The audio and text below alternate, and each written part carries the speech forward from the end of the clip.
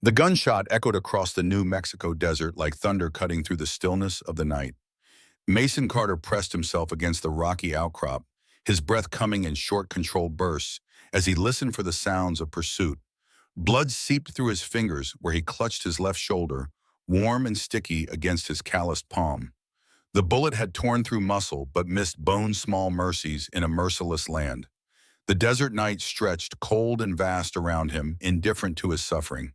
Stars spilled across the black canvas of sky, brilliant and mocking in their serenity. Mason knew the patrol would be searching for his trailmen, who once called him brother, now hunting him like a rabid coyote. Deserters faced the firing squad.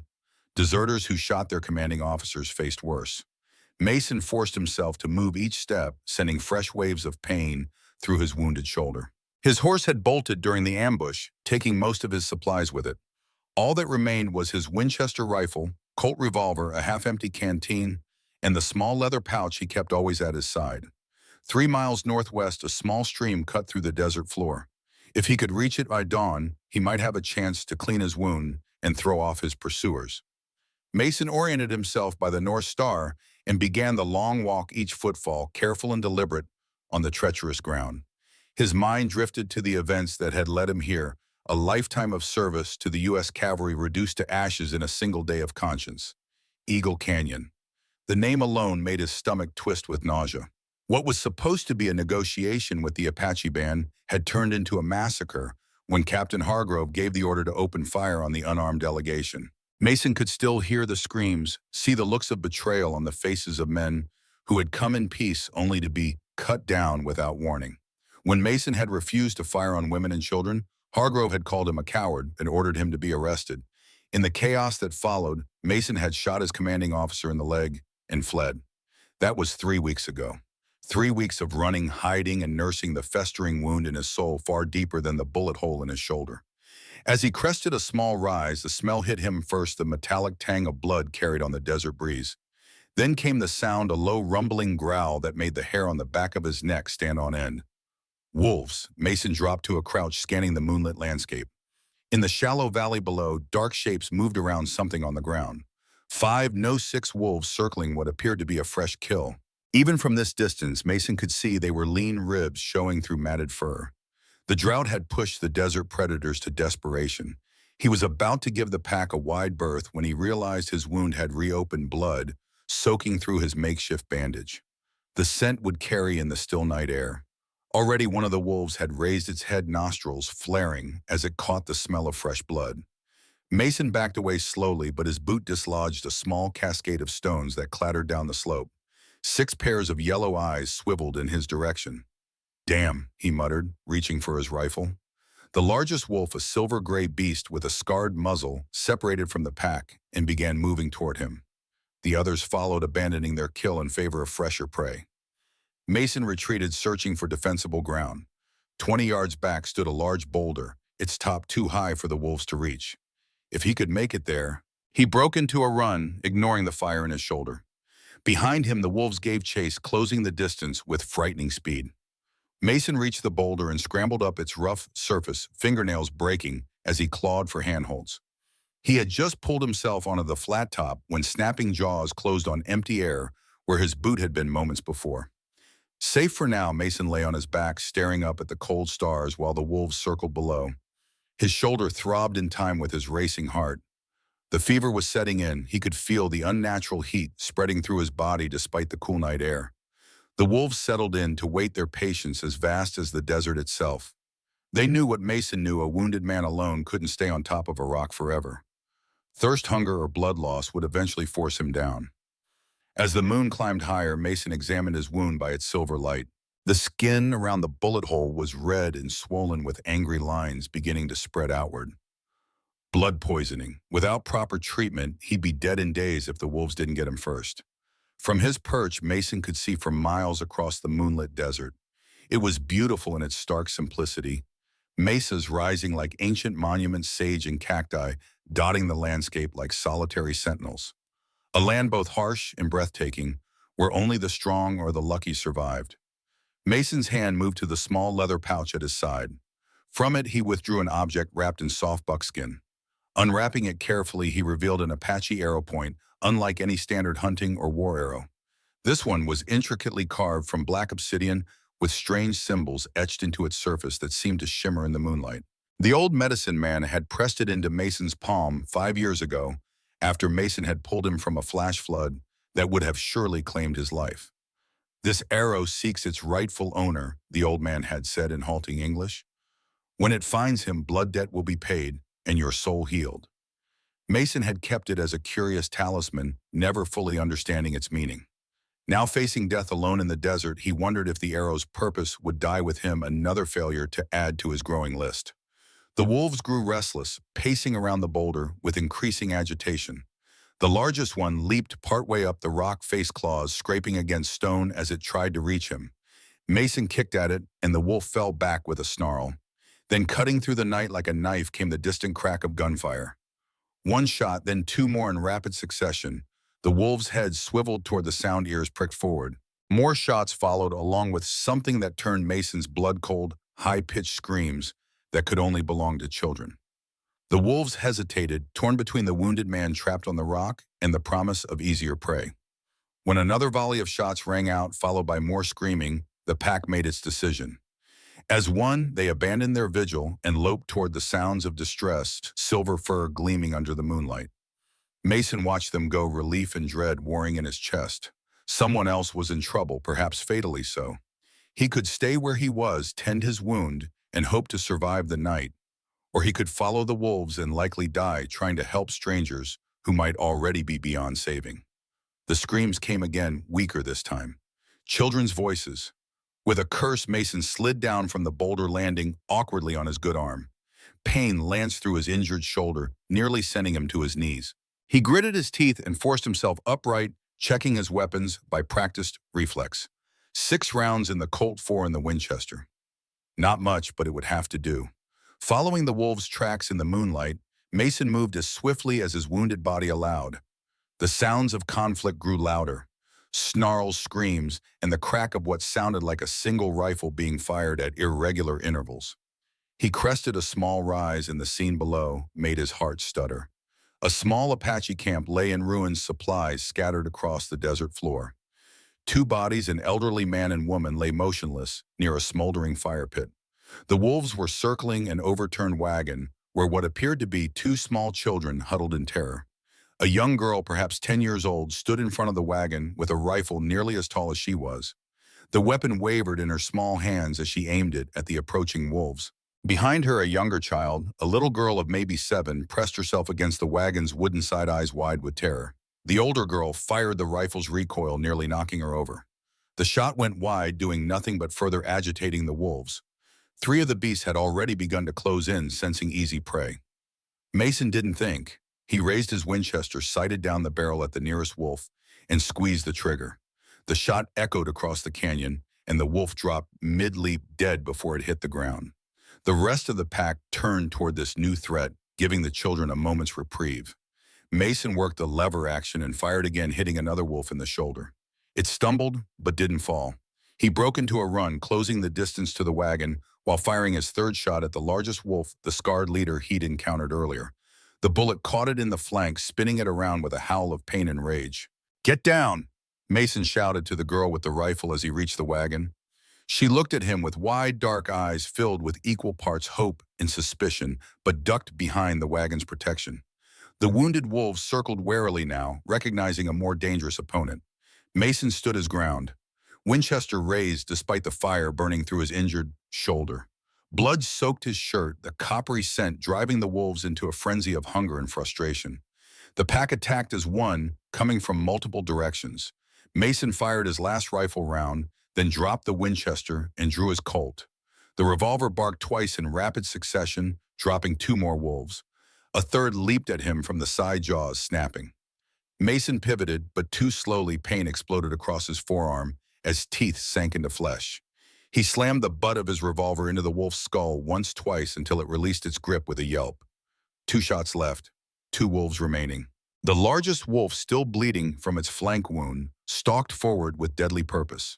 Behind it, the last unwounded member of the pack mirrored its movements, looking for an opening. Mason backed toward the wagon, placing himself between the predators and the children. His vision was beginning to blur, blood loss and fever taking their toll. He would get one chance at this. The lead wolf charged. Mason waited until the last possible moment, then fired directly into its open jaws. The beast collapsed at his feet, dead instantly. The final wolf hesitated, then turned and fled into the darkness. Mason sagged against the wagon, strength draining from his limbs like water through sand. His Colt slipped from nerveless fingers. Through dimming vision, he saw the older girl emerge from behind the wagon rifle, still clutched in her small hands. As he slid to the ground, something caught his eye, a patterned cloth around the girl's neck. Despite the poor light and his fading consciousness, he could make out the design identical to the symbols etched on the obsidian arrow point he carried. "The arrow finds its owner," he whispered, the old medicine man's words echoing in his mind as darkness claimed him. Mason drifted in and out of consciousness, fragmented impressions filtering through the haze of fever. Small hands pressing something cool and wet against his forehead. The bitter taste of herbs on his tongue. Soft voices speaking in Apache, then English. Pain as something probed his shoulder wound, followed by blessed numbness. When he finally clawed his way back to full awareness, the first thing he saw was the canvas ceiling of a small shelter, early morning light filtering through its seams. He tried to sit up and immediately regretted it as pain lanced through his shoulder. "Don't move," a young voice commanded in accented English. "Wound will open." Mason turned his head to find the older girl from the wagon watching him with solemn dark eyes. Up close, she appeared older than he'd first thought, perhaps 11 or 12, with the weathered look of a child forced to grow up too quickly. Her long black hair was tied back with a leather thong, and around her neck hung the patterned cloth he'd noticed before passing out. "You helped us," she said, her tone making it half statement, half question. "Why?" Mason licked dry lips. "Seemed like the right thing to do." His voice came out as a rasp. The girl studied him for a long moment, then reached for a water skin and held it to his lips. The water was tepid but clean, and Mason drank gratefully. "My name, Mason Carter," he said when he'd drunk his fill. "What's yours?" The girl hesitated, weighing caution against courtesy. "I am Winona," she finally said. "My sister is Kaya." She gestured to a small figure huddled at the far end of the shelter, the younger girl who watched him with wide, frightened eyes but made no sound. Mason noticed his shoulder had been cleaned and bandaged with strips of cloth. The angry red lines of infection seemed less pronounced than before. "You fixed my wound," he said, nodding toward his shoulder. Winona shrugged. "I know some medicine. Not as good as Mother, but enough to stop blood poison." She tilted her head, curiosity overcoming caution. "You are Blue Coat Soldier." Mason tensed. "I was. Not anymore." "Why you help Apache children? Most white men shoot us or worse." The bitter truth of her words hung in the air between them. Mason had seen firsthand what or worse entailed during his years with the cavalry. "Not all white men are the same," he said quietly, "just like not all Apache are the same." Winona considered this, then nodded slightly. "The wolves are dead." "5 dead. 1 ran off." "Good." Her young face hardened with a hatred no child should know. "They killed my grandparent as we tried to fight, but—" She trailed off, glancing at her silent sister. Mason followed her gaze. Kaya hadn't moved or spoken, her small face a mask of trauma. "She's been like this since the attack." Winona nodded, pain flashing across her features. "She saw wolves. Saw what they did to grandfather." She swallowed hard. Kaya has not spoken since. Mason had seen similar reactions in soldiers after particularly brutal battles, the mind retreating from horrors too great to bear. Some recovered with time. Others never spoke again. "I'm sorry," he said, the words inadequate but sincere. Winona straightened her shoulders, assuming a dignity beyond her years. "We must go soon. Need to reach Mother before—" She stopped, seeming to catch herself. "Before what?" The girl busied herself with checking his bandages. "We were traveling with grandparents to find special medicine plant. For Mother. She is very sick." Mason winced as she prodded the wound. "Where is your mother?" "In hidden place. 3 days' journey." She pointed southwest toward a distant mountain range barely visible on the horizon. "Sacred Canyon, where our people hide from bluecoats."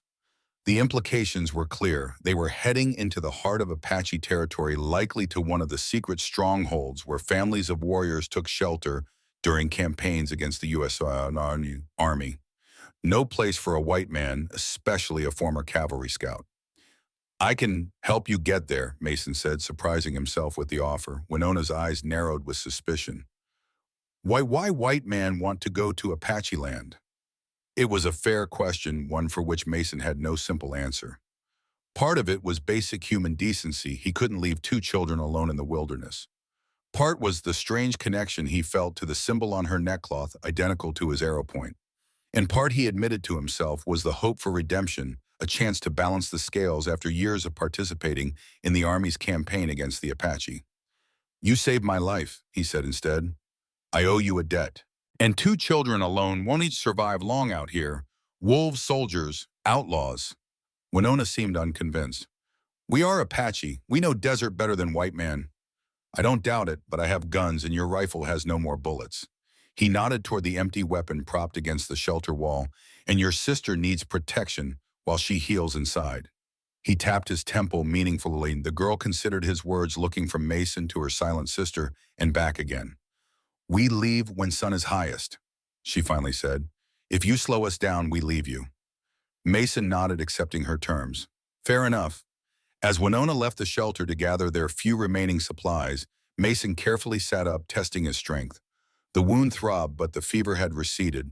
Whatever herbal poultice the girl had applied was working. His gaze fell on Kaya, still watching him with those huge, haunted eyes. He smiled gently, making his voice soft. Hello, Kaya. My name's Mason. I'll be traveling with you and your sister for a while, if that's all right. The child gave no indication she'd heard him, her expression unchanged. But as Mason settled back against his makeshift bedding, he noticed her small hand moving in the dirt beside her, drawing patterns with her finger. He couldn't make out what they were from his position, but the very act of creation seemed hopeful, a tiny spark of life in eyes otherwise empty. Outside, Mason could hear Winona moving around the camp, gathering what could be salvaged from the wreckage. His thoughts turned to the journey ahead. 3 days to the hidden canyon, assuming Winona knew the way. 3 days through Apache territory, where any patrol or settler would shoot him on sight, and any Apache warrior would do the same once they identified him as former cavalry. Yet something told him this journey was meant to be. The arrow point burning like a coal in his pouch, the matching symbol around Winona's neck, coincidences too perfect to be mere chance. Mason reached for his leather pouch, confirming it was still at his side. Inside, the obsidian arrow point gleamed black as night, its carved symbols seeming to shift in the dim light. He rewrapped it carefully and tucked it away just as Winona re-entered the shelter. We must bury grandparents, she said, her voice steady but eyes betraying her grief. Apache way. Mason nodded and pushed himself to his feet, ignoring the protest from his wounded shoulder. I'll help. Together they stepped out into the harsh desert sunlight. The bodies of the wolves lay where they had fallen, already drawing buzzards. Beyond them, the still forms of the elderly couple rested beside the extinguished fire. Mason averted his eyes from the wounds that had ended their lives, focusing instead on the practical matter of burial. Apache do not dig deep graves, Winona explained as she gathered stones. We cover with rocks to keep animals away. Spirits must be free to travel. Mason began collecting larger stones from the surrounding area, each movement sending fresh pain through his injured shoulder and arm. By the time they had gathered enough to cover both bodies, sweat soaked his shirt and his vision swam with exhaustion. Winona spoke words in Apache over the cairns, her young voice strong and clear in the desert stillness. Though Mason couldn't understand the language, the emotion behind the ritual transcended words: respect, grief, and a final farewell. When she finished, Winona turned to her sister, who had watched the entire proceeding in silence from the shelter entrance. Come, Kaya, she said gently. We must go now. Mother is waiting. The younger girl moved forward like a sleepwalker, her small feet dragging in the dust. When she reached the cairns, she knelt and placed something atop each pile of stones, small twisted figures made from scraps of cloth and twigs. Dolls, Mason realized. Toys she had made for her grandparents to take with them on their spirit journey. The simple gesture of childlike faith amid such tragedy made Mason's throat tighten. He turned away, giving the children privacy in their grief. By midday, they had salvaged what they could from the destroyed camp: a water skin, some dried meat, a small cooking pot, and a few blankets. Not much to sustain 3 people on a 3-day journey through hostile territory, but it would have to suffice. Which way? Mason asked, adjusting his rifle strap to distribute weight away from his injured shoulder. Winona pointed southwest toward the distant mountains. We follow Sunset Path first day, then turn at Split Rock to find Hidden Trail. Mason nodded. The girl clearly knew the route, which was fortunate given his own unfamiliarity with this particular stretch of desert. You stay behind me, he told her, and keep Kaya close. If I signal to stop or hide, you do it immediately. No questions. Winona translated this for her sister, who gave no acknowledgement beyond a slight blink. The older girl took Kaya's hand, and together they set off across the sun-baked landscape, leaving behind the remains of their grandparents and the wolves that had taken them. The heat built as the day progressed, the sun a merciless eye, watching their slow progress across the desert floor. Mason kept a steady pace, conscious of the children's shorter legs and the need to conserve water and strength. Every half hour, he scanned the horizon for dust clouds that might indicate cavalry patrols or Apache scouts. By late afternoon, Winona began to lag, fatigue evident in her dragging steps. Kaya moved like an automaton, her small face slack with exhaustion. We'll rest there, Mason decided, pointing to a cluster of boulders that offered both shade and defensive position. Cool down until evening, then travel by night when it's safer. Winona nodded gratefully, too tired to maintain her stoic facade. They settled in the deepest patch of shade, rationing small sips of water from the skin. Mason checked his weapons and surveyed their surroundings while the girls rested. From their elevated position, he could see for miles across the harsh landscape. No sign of pursuit or other travelers, a small blessing in a day filled with challenges. His shoulder throbbed with dull persistence, but the infection seemed contained for now. As the worst heat of the day began to subside, Mason noticed Kaya watching him with those same haunted eyes. On impulse, he pointed to the sky, where the first evening star had appeared despite the lingering daylight. That's Venus, he said softly. The evening star. Apache call it Copper Star Woman, don't they? Winona, roused from her light doze, looked surprised. You know Apache star names?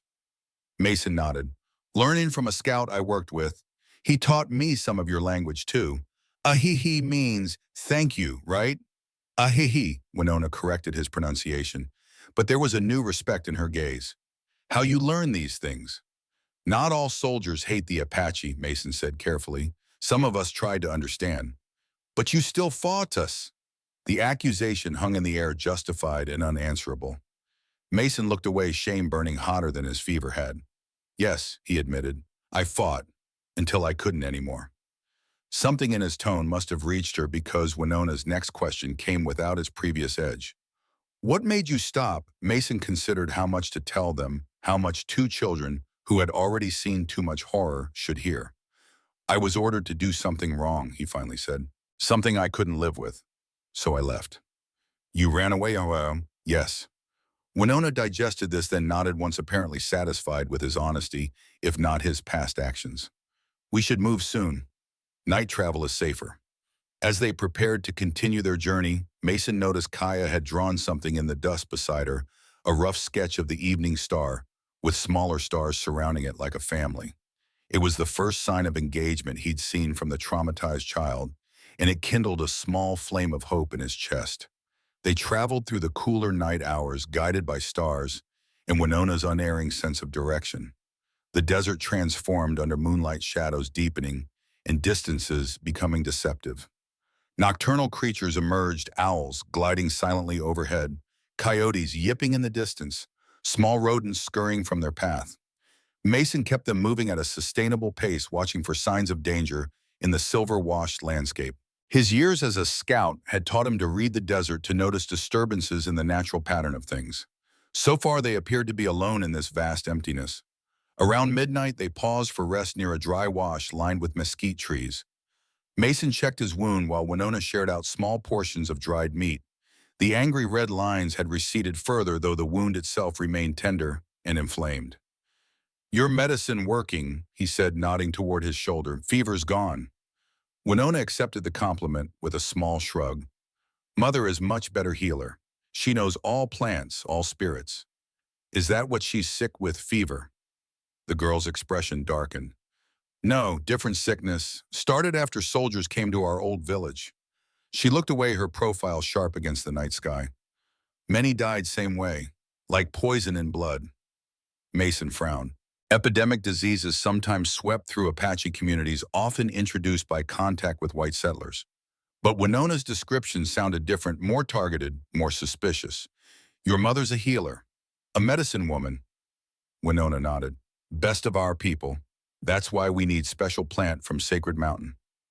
Only medicine strong enough. As they spoke, Mason noticed Kaya had moved closer, listening intently despite her continued silence. The younger child's eyes moved between them, following the conversation with clear understanding, even if she chose not to participate. We should sleep, Mason decided. Few hours, then move on before dawn. He took first watch sitting with his back against a mesquite trunk while the girls curled up beneath a shared blanket. The night wrapped around them like a cool cloak, stars wheeling overhead in their ancient patterns. In another life, Mason might have found peace in such a moment, the vast desert, the infinite sky, the simplicity of existence reduced to survival. But peace eluded him as it had since Eagle Canyon. Behind his closed eyes, he still saw the faces of the Apache delegation cut down without warning. Still heard Hargrove's cold order, fire at will, leave none alive.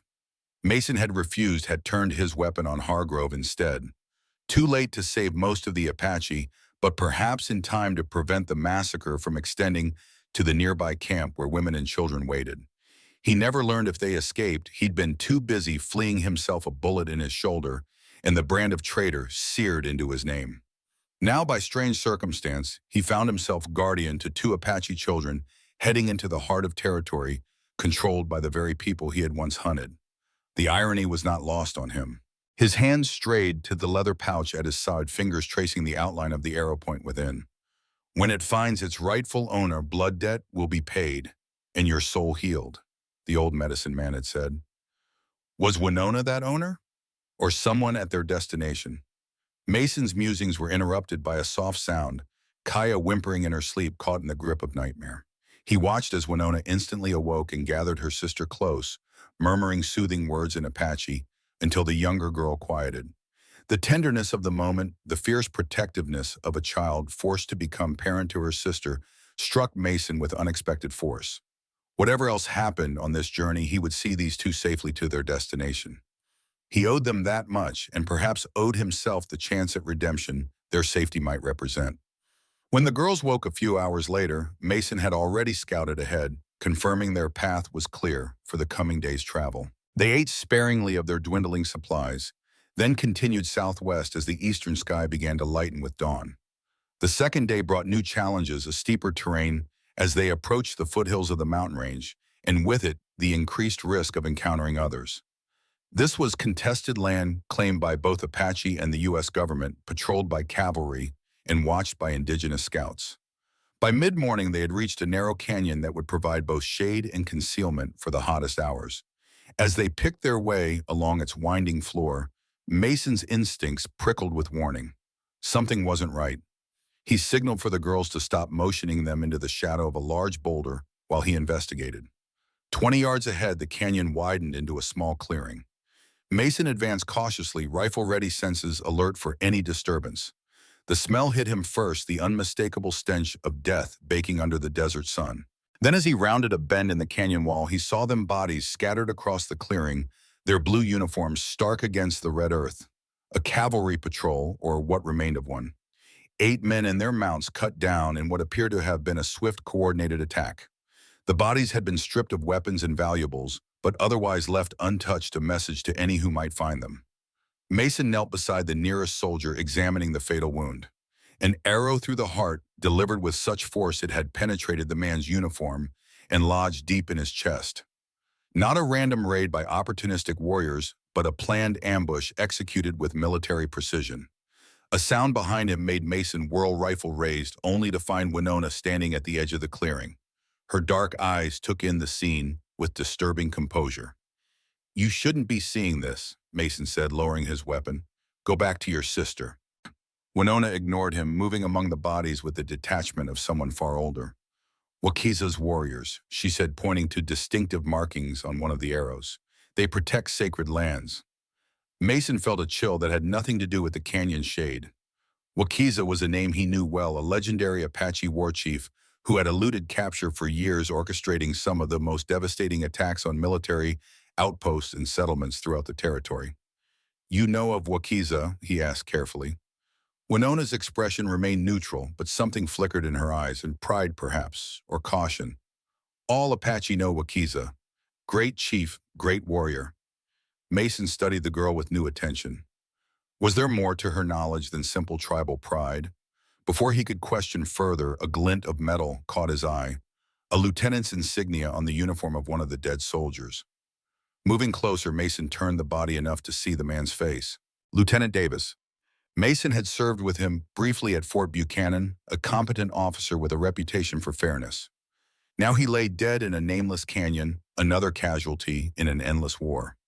As Mason straightened, he noticed something clutched in the lieutenant's hand, a crumpled piece of paper stained with blood, but still legible. He pried it from the stiffening fingers and smoothed it open.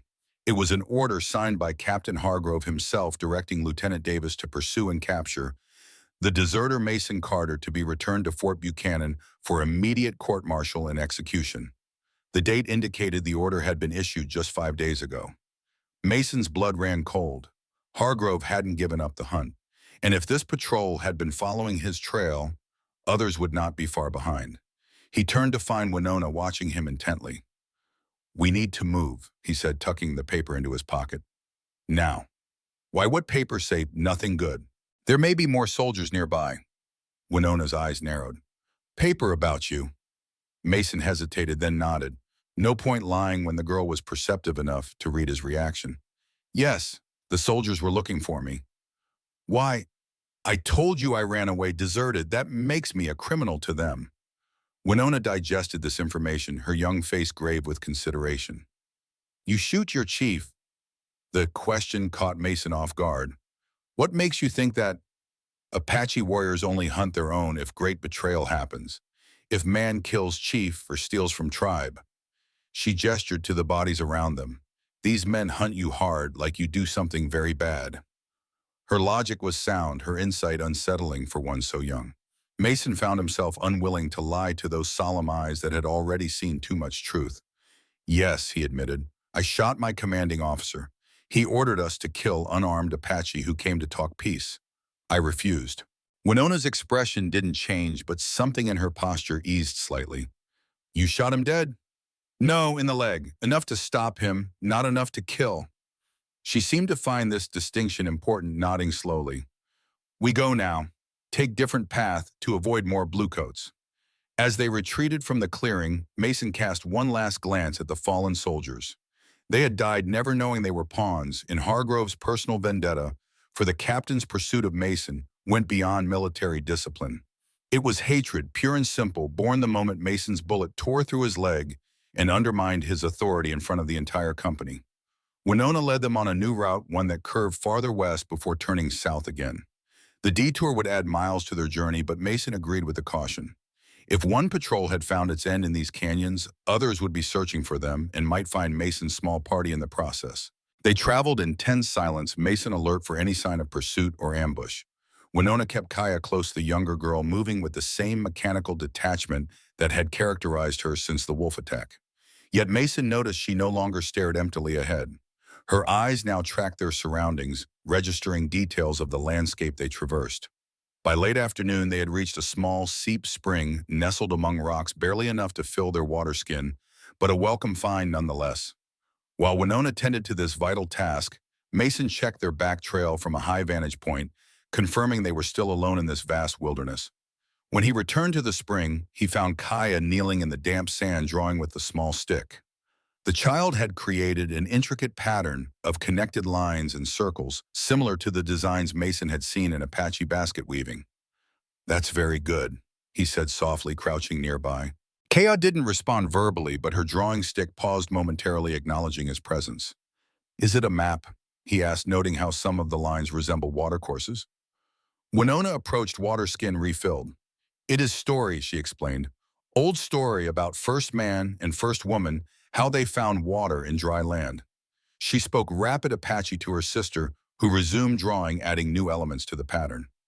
She remembers stories, Winona continued. Grandfather told many stories. Kaya remembers all. Mason nodded, encouraged by this sign of the younger girl's internal life continuing despite her trauma. Stories are important, he said. They help us remember who we are. What stories you remember? Winona asked unexpectedly. The question caught Mason unprepared. What stories did he carry?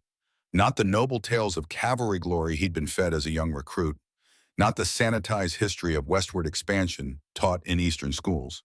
I remember true stories, he said finally, about people I've met, things I've seen, some good, some. He trailed off, unwilling to burden the children with the darker narratives that populated his memory. Winona seemed to understand the unspoken. Some stories too heavy to carry, she agreed, but must not forget or they happen again. The wisdom in her words, the understanding that history forgotten was history repeated, struck Mason with its simple truth. This child, not yet in her teens, grasped what generals and politicians willfully ignored. As darkness fell, they made camp in a sheltered hollow, risking a small fire to ward off the desert night's penetrating chill. Mason used the opportunity to check and clean his weapons, a ritual that brought comfort in its familiarity. Winona watched him work, her curiosity evident. You good with gun? She observed. Kill wolves fast, even with hurt shoulder. Mason nodded, accepting the compliment. Had lots of practice. Not always proud of that. You teach me, she asked suddenly, to shoot better. My grandfather started teaching, but she glanced at the empty rifle propped against a rock. I miss wolves. Waste bullets. Mason considered the request. Teaching a young Apache girl to better use weapons against his former comrades carried a weight of irony he couldn't ignore. Yet in this dangerous territory, such skills might mean the difference between life and death for her and her sister. Yes, he decided, I'll teach you when we find more ammunition. Winona nodded, satisfied with the promise. She turned her attention to preparing their meager evening meal, the last of the dried meat shared between them, with the silent understanding that they would need to find food tomorrow or go hungry. As they ate, Mason found himself studying the pattern on Winona's neckcloth, the same design etched into his obsidian arrow point. In the firelight, the symbols seemed almost alive, shifting with each flicker of flame. Your neckcloth, he said, gesturing to the article. The pattern is unusual. Winona's hand went to the cloth, fingers tracing its design with reverence. Medicine symbol, she explained. Very old, very powerful. Protect wearer from evil spirits. Where did you get it? Mother make for me. She say it family mark passed down many generations. Winona tilted her head, curiosity bright in her eyes. Why you ask? Mason hesitated, then reached for his leather pouch. Because I have this. He unwrapped the obsidian arrow pointed and held it in his palm where the firelight caught its polished surface. Winona's intake of breath was sharp and immediate. She stared at the arrow point, then at Mason's shock, evident in her expression. Where you get this? She demanded, voice suddenly tense. An old Apache medicine man gave it to me 5 years ago. I saved him from drowning in a flash flood. Mason turned the arrow point, letting her see the symbols clearly. He said it would find its rightful owner someday. Winona reached out slowly, her small fingers hovering over the artifact without touching it. This is sacred thing, she whispered. Very powerful medicine. Very old. She looked up at Mason, her expression a mixture of awe and suspicion. Medicine man who give this, he have white in hair here. She touched her temple. Mason nodded, surprised. Yes, white streaks at his temples, tall for an Apache with a scar across his cheek. Winona sat back, visibly shaken. That is Nahimana, great healer, wisest elder. She swallowed hard, then added in a voice barely above a whisper, my grandfather. Mason stared at her, the implications landing like physical blows. Your grandfather. But that would mean... Nahimana is father of my mother, Winona confirmed. He died 2 winters ago, but before he speak of white soldier who save him from angry water. Say the man have good heart under blue coat. The coincidence was too perfect, too complete to be mere chance. Mason carefully rewrapped the arrow point, his mind racing with questions. Did he tell you why he gave me this? What it means? Winona shook her head. Grandfather keep many secrets. Say some knowledge only for right time, right person. She studied Mason with new intensity. But now you here with his arrow medicine helping his granddaughters. This cannot be accident. No, Mason agreed softly. I don't believe it is. They fell silent, the implications of their connection hanging in the air between them. If Nahimana had been Winona's grandfather, that meant their destination, the hidden canyon where her mother waited, was the home of the medicine man's daughter. A woman who might know why Mason carried this sacred artifact and what obligation came with it. As the fire burned down to embers, Mason took first watch again, his thoughts too turbulent for sleep. The stars wheeled overhead, indifferent to the small dramas playing out beneath them. Yet Mason couldn't shake the feeling that something larger than himself was at work here, some pattern being woven that he could sense but not yet see clearly. The arrow finds its owner, Nahimana had said.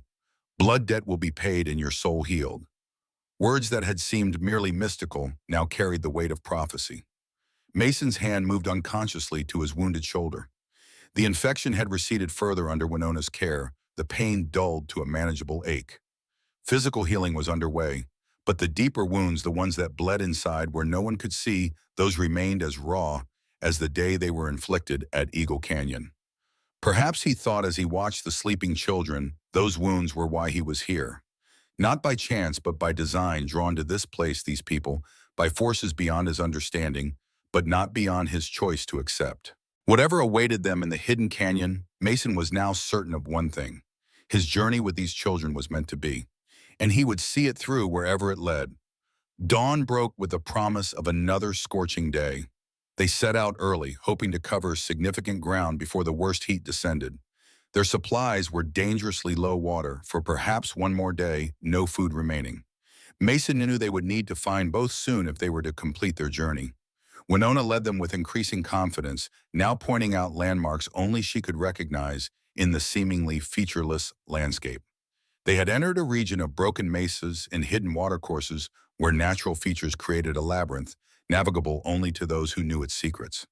2 more days, she said, as they paused in the shade of a towering rock formation.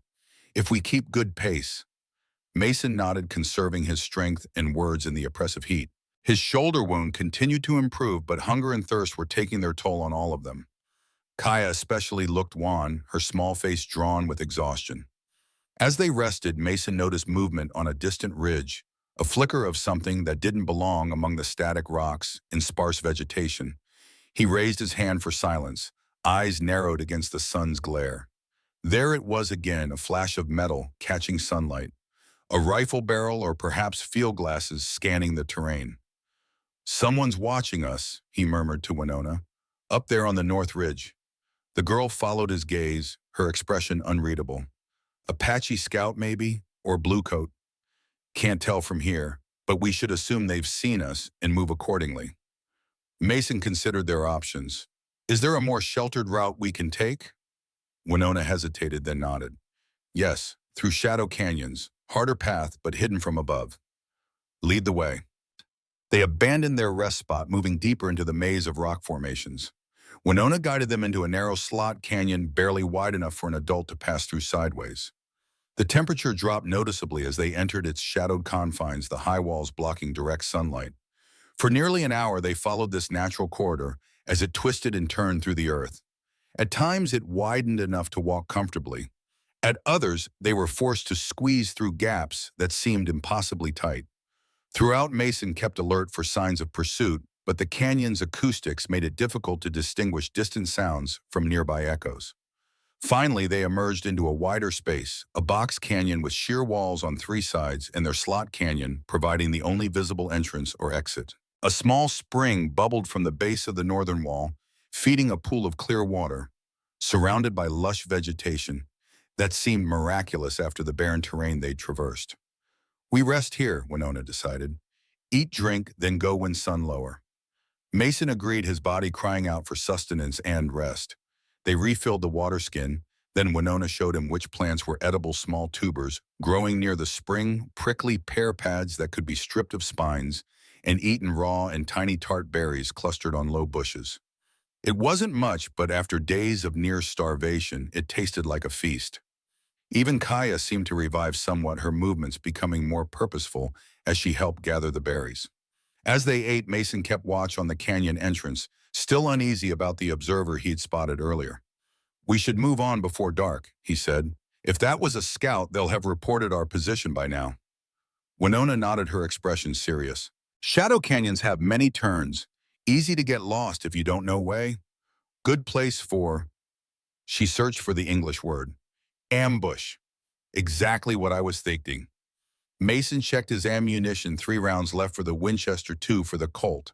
Not enough for a prolonged engagement. Let's hope it doesn't come to that. They had just finished gathering their few possessions when a sound froze them in place, the distant but distinctive whinny of a horse. Then another, followed by the muffled jingle of tack and equipment. Riders approaching. Whether Apache or cavalry remained to be seen, but either would present danger to their small party. Mason signaled for the girls to take cover behind a large boulder near the spring. He positioned himself closer to the canyon entrance, rifle, ready but not yet raised.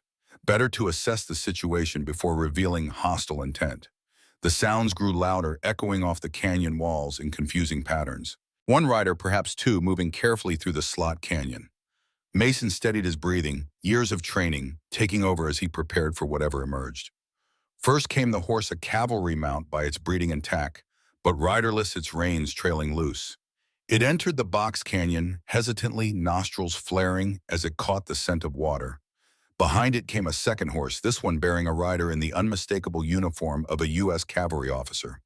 Even before the man's face came into view, Mason recognized the set of those shoulders, the precise way he held himself in the saddle. Captain Hargrove, the man who had ordered the massacre at Eagle Canyon, who had put a bullet in Mason's shoulder as he fled, who had hunted him across the territory with the persistence of a man possessed. Mason's finger tensed on the trigger, a clean shot presenting itself. One squeeze and it would be over, the pursuit ended, the threat eliminated. Justice of a sort for the Apache who had died under Hargrove's orders. But Hargrove wasn't alone. As the captain guided his mount into the wider space of the box canyon, a third horse appeared, carrying a rider that made Mason's blood run cold. It was a young Apache warrior, hands bound before him, a rope around his neck connecting to Hargrove's saddle. The prisoner's face was bruised and bloodied, but his bearing remained proud despite his captive state. Mason held his fire, the situation now infinitely more complex. A shot might kill Hargrove, but it would also leave the Apache prisoner in deadly peril, possibly dragged to death if the captain's horse bolted. From his position, Mason could see Winona peering around the boulder, her eyes wide with recognition and horror. She made a small choked sound that she quickly stifled with her hand. Hargrove reined in his mount near the spring, apparently unaware of their presence. He dismounted with the fluid grace of a lifelong horseman, keeping the rope to his prisoner taut. "Water the horses," he ordered the Apache in heavily accented English. "Then yourself, we've ground to cover before nightfall." The warrior complied silently, leading the animals to the spring. As he knelt to drink himself, Hargrove kept the rope tight, forcing the Apache to bend awkwardly. "Drink well," the captain said, his voice carrying clearly in the canyon's natural acoustics. "It may be your last, unless you decide to be more cooperative about the location of Wakiza's camp." The warrior said nothing, maintaining a dignity that seemed to further irritate Hargrove. The captain yanked on the run, bringing the Apache up short. "Your friends weren't so silent before they died," Hargrove continued. Lieutenant Davis extracted quite detailed information from one of them.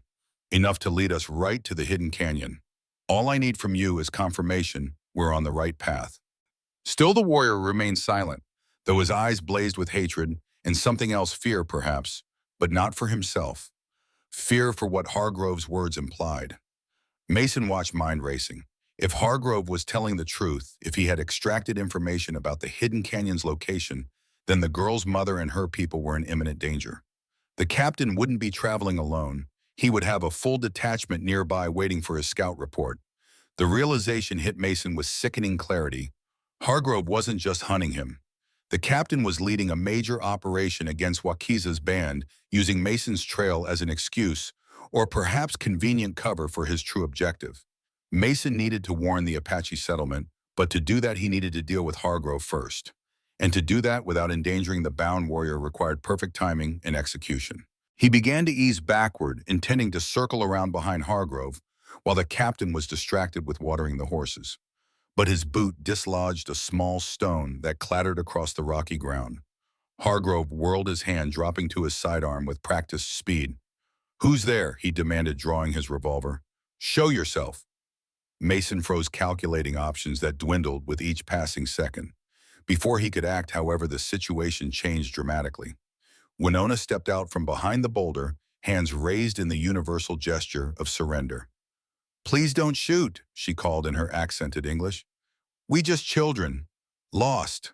Hargrove's attention shifted to the girl's surprise evident in his expression. "An Apache child out here alone." "Not alone," Winona said, her voice steady despite the danger. "With sister. Our grandparents die. We try to find mother." The captain's surprise gave way to calculating interest. "Where's your sister?" Winona gestured toward the boulder. "There, she's scared. Please don't hurt us." Hargrove's smile didn't reach his eyes. "Come out, child. I won't harm you. In fact, I might be able to help you find your mother." Mason recognized the lie for what it was. Hargrove had no intention of helping these children. They were potential leverage against Wakiza's band, or at worst examples to be made. As Kaya reluctantly emerged from hiding, Mason made his decision. He stepped into view, Winchester raised and aimed squarely at Hargrove's chest. "Let the children go, Captain," he said, his voice steady despite the hammering of his heart. "This is between you and me." Hargrove's head snapped toward him, shock giving way to a cold smile of satisfaction.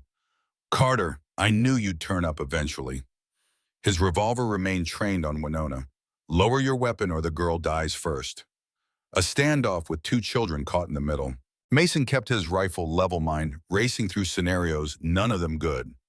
"You're not leaving this canyon, Hargrove," he said. "Not after what you did at Eagle Canyon. Not after what you're planning to do to these people." The captain's smile widened.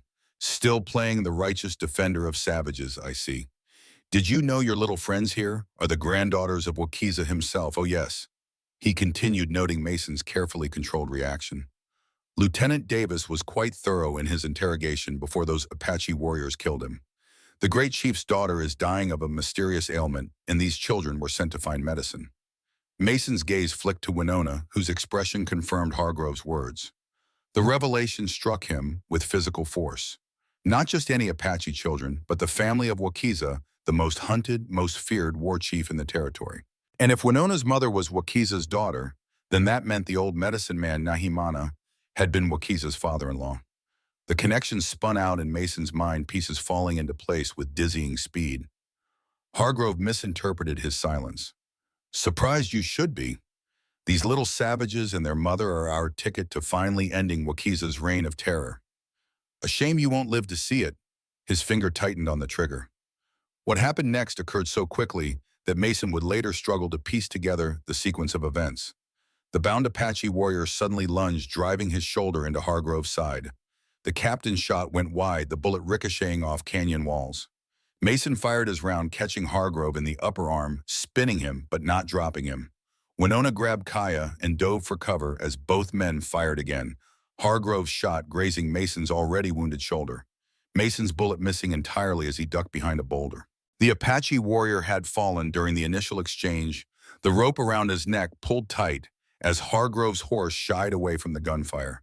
He lay gasping, struggling against his bonds. "Carter!" Hargrove shouted, his voice echoing off the canyon walls. "You're only delaying the inevitable. That wound in your shoulder, my bullet, if I'm not mistaken. How's the infection? Not looking too good, I'd wager." Mason pressed against the boulder, blood seeping through his reopened wound. 3 shots left between his weapons. Hargrove would have a full cylinder in his revolver, plus whatever long arm he carried on his saddle. "The girls are going to die, Carter." Hargrove continued, his voice taking on a conversational tone that somehow made his words more chilling. "And so is their mother and every other savage in that hidden canyon. The only question is whether you die with them or live long enough to stand trial for treason." Mason glanced toward where Winona and Kaya huddled behind a fallen log near the spring. The older girl caught his eye, then pointed urgently toward the bound warrior, still struggling for breath as the rope constricted his airway. A diversion. That's what they needed. Something to draw Hargrove's attention while Mason got a clear shot. As if reading his thoughts, Winona suddenly darted from cover, racing toward the warrior. Hargrove swung his revolver toward her, but before he could fire, a small stone struck him in the back of the head, thrown by Kaya, who had emerged from hiding on the opposite side. The momentary distraction was all Mason needed. He stepped out from behind the boulder, rifle raised, and fired in one smooth motion. The shot caught Hargrove square in the chest, driving him backward. The captain's revolver discharged as he fell, the bullet harmlessly embedding itself in the canyon floor. In the sudden silence that followed, Mason approached cautiously, rifle trained on Hargrove's motionless form. The captain's eyes stared sightlessly at the canyon sky, a look of surprise forever frozen on his features. Winona had reached the bound warrior and was struggling to loosen the rope around his neck. Mason quickly moved to help, using his knife to cut through the tough hemp. The warrior gasped as pressure released, drawing ragged breaths into oxygen-starved lungs. "Thank you," he managed in accented English, rubbing his abraded neck. Mason nodded, then turned to the girls. "Are you both all right?" Winona was already checking Kaya for injuries, her small hands moving with practiced efficiency. "We not hurt," she confirmed. "But you are." She pointed to Mason's shoulder where fresh blood soaked his shirt. Before he could respond, the warrior spoke again, this time in Apache. Winona's head snapped up, her expression shifting from relief to shock. "What did he say?" Mason asked. He say we must run." "Now." Winona's voice trembled slightly. "Captain not alone, many soldiers follow, not far behind, coming to attack our home." The warrior nodded grimly, switching to English. "2 days ago, they capture 3 of our scouts, torture them for information about Hidden Canyon." His face darkened with grief. "One break under pain, tell them enough to find way. Captain ride ahead to confirm path." Mason helped the man to his feet. "What's your name?" "Ahote," the warrior replied. "I track Captain after he kill my brothers. He capture me when I sleep." "How many soldiers in the main force?" Mason asked, already calculating odds and options. "Many, maybe 30, 40. Ahote's expression was grim. "They have big guns, cannon, artillery." Hargrove wasn't planning a raid. He was mounting a full military assault on the Hidden Canyon. With that kind of firepower, the Apache settlement wouldn't stand a chance. "How far behind?" Mason pressed. "Half-day's ride. They wait for Captain's signal before final approach." Mason made a swift decision. "Winona, you and Kaya go with Ahote. Take the fastest route to warn your people. I'll slow down the soldiers." Winona's eyes widened. "How you one man? They many." "I know these army operations. I can create confusion, delay them long enough for your people to prepare or evacuate." Mason checked Hargrove's body, appropriating the captain's revolver and ammunition. "Besides, I have a score to settle with this particular unit." Ahote studied Mason with new respect. "You are the one who refused to fire at Eagle Canyon, the soldier who shot his own chief." Mason nodded, surprised the warrior knew this detail. "Word travels fast." "Among Apache, yes." Ahote extended his hand in the white man's gesture of alliance. "Today we fight same enemy." Mason clasped the offered hands, sealing their temporary pact. As they prepared to part ways, Winona approached him, her young face solemn. "You have grandfather's arrow medicine," she said. "It protect you." Mason touched the leather pouch at his side. "I hope you're right. When you finish with soldiers, come to Hidden Canyon. Follow star path I show you." She pointed out a specific constellation, then traced its pattern in relation to a distant mountain peak. "This lead you true." "I'll find you," Mason promised, though whether he would survive to fulfill that promise remained uncertain. Kaya, silent throughout the encounter, suddenly moved forward and pressed something into Mason's hand, a small, woven cord with 3 knots similar to those used by Apache children for counting. "For luck," Winona translated. She say you are circle in our story now. Must come back to finish drawing." The simple gesture from the traumatized child struck Mason with unexpected force. He carefully tucked the cord into his shirt pocket close to his heart. "I'll do my best," he said softly. With no further words needed, they parted Ahote, leading the girls deeper into the shadow canyons toward their hidden home, Mason mounting Hargrove's horse to ride out and confront the approaching soldiers. As he guided the animal back through the slot canyon, Mason found himself pondering Winona's words. "You are circle in our story now." The idea that he, a former enemy, had become part of these children's narrative, their circle of connection, felt significant in ways he couldn't fully articulate. The obsidian arrow point rested against his side, a tangible link to a past he hadn't lived and a future he couldn't yet see clearly. But for the first time since Eagle Canyon, Mason felt something like purpose guiding his actions. Whether that purpose led to redemption or destruction remained to be seen. But he would ride toward it, willingly, the faces of two Apache children fixed in his mind like stars by which to navigate the darkness ahead. Mason rode hard through the gathering dusk, Hargrove's horse responding well to his experienced handling. The animal was cavalry-trained and battle-tested, barely flinching, when Mason occasionally discharged his rifle into the air at the beginning of his plan to confuse and delay the approaching soldiers. He had studied the terrain carefully before leaving the Box Canyon, identifying the most likely approach route for a large military force. Now he positioned himself on a ridge overlooking that path, watching as the first scouts from the main detachment appeared in the distance. Even from this range, Mason could make out the distinctive blue uniforms and military precision of their movements. Two scouts riding ahead of the main force, followed by what appeared to be a full company of cavalry with pack mules carrying supplies, and most concerning of all, the disassembled parts of a mountain howitzer. Ahote hadn't exaggerated. This wasn't a pursuit party hunting a deserter. It was a full military assault on the hidden Apache settlement with enough firepower to reduce it to rubble. Mason checked Hargrove's revolver, now holstered at his hip, alongside his own nearly empty Colt. The captain's weapon was fully loaded, giving him 6 additional shots. Combined with his remaining rifle rounds, he had enough ammunition to create chaos, but not enough for a prolonged engagement. He would need to be strategic, to use fear and confusion rather than direct confrontation, to become in essence what the military most feared when operating in Apache territory: an unseen enemy striking from nowhere, vanishing before retaliation could be organized. Darkness was his ally now. As full night descended, Mason began implementing his plan. He circled wide around the soldiers' likely camping spot, approaching from the direction opposite to the hidden canyon. Finding a position on a rocky outcrop with good acoustics, he fired a single shot, then quickly relocated before the sound had finished echoing. The effect was immediate. The military column halted, scouts racing back to report, officers shouting orders. Mason moved again, circling to another position, and fired twice more in rapid succession. Now the soldiers were deploying defensively, sending out search parties preparing for what they believed might be an Apache ambush. Mason continued his one-man deception, firing from different locations, creating the illusion of multiple attackers converging on the unit. Between shots, he worked to further disrupt their operations, sneaking close enough to startle their horses, dislodging rocks to create alarming sounds in the darkness, leaving footprints suggesting Apache warriors were circling their position. It was dangerous work. Twice he nearly stumbled into search parties, combing the area for the phantom attackers. Once a volley of return fire came close enough that he felt the heat of a bullet passing near his face. But the night concealed him, and his intimate knowledge of military protocols allowed him to anticipate the soldiers' movements.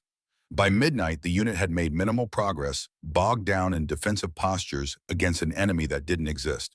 They had established a fortified camp well short of their intended position, posting double sentries and keeping half the men on alert at all times. Mason allowed himself a grim smile of satisfaction as he observed their camp from a hidden vantage point.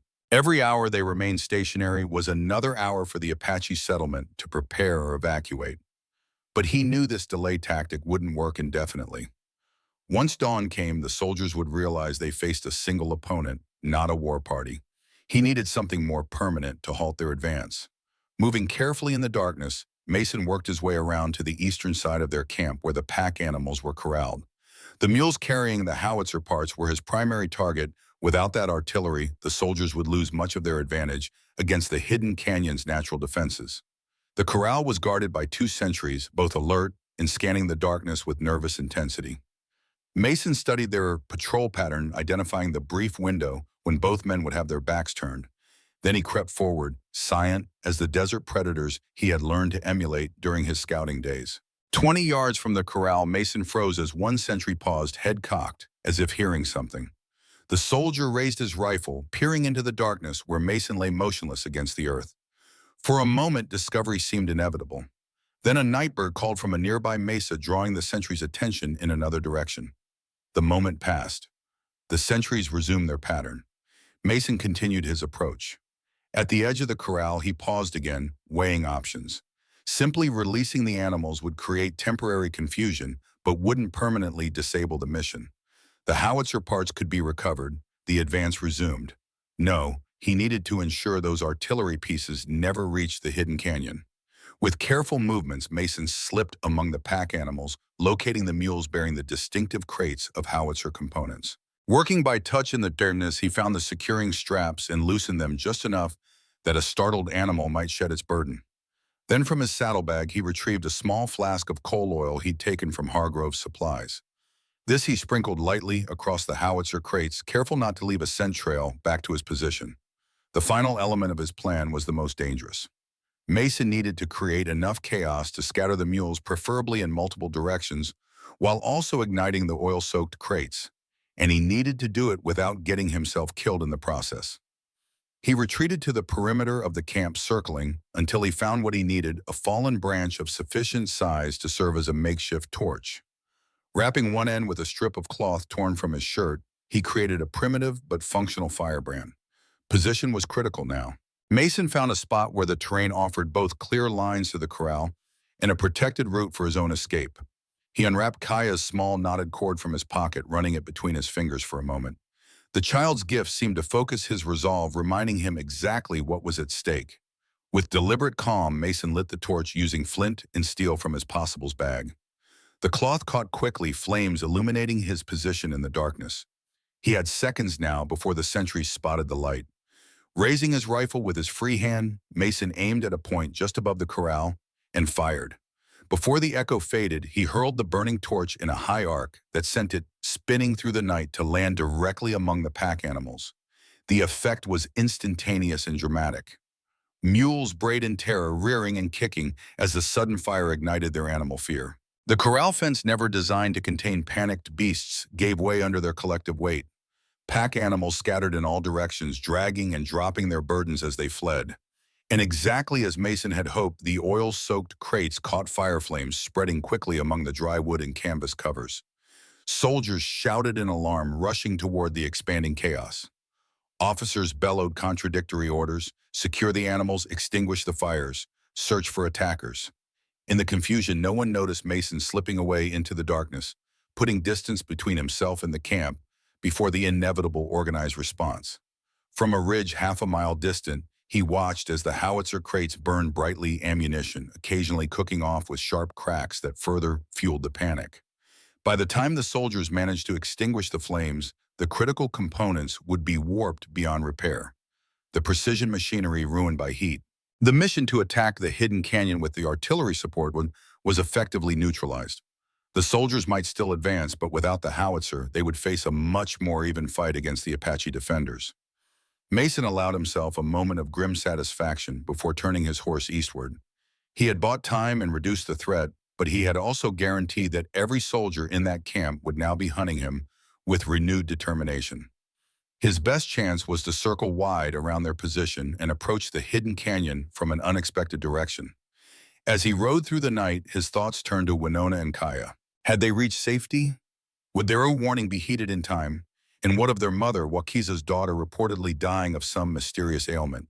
The connection still bewildered him, that he should carry an artifact from the girl's grandfather, that he should find them precisely when they needed him most, that their destination should be the very place where answers to his own spiritual questions might lie. Coincidence seemed an inadequate explanation. Dawn found Mason in unfamiliar territory, having pushed both himself and his horse to the limits of endurance. The mountain range loomed closer now, its peaks catching the first light, while shadows still cloaked the canyons and valleys below.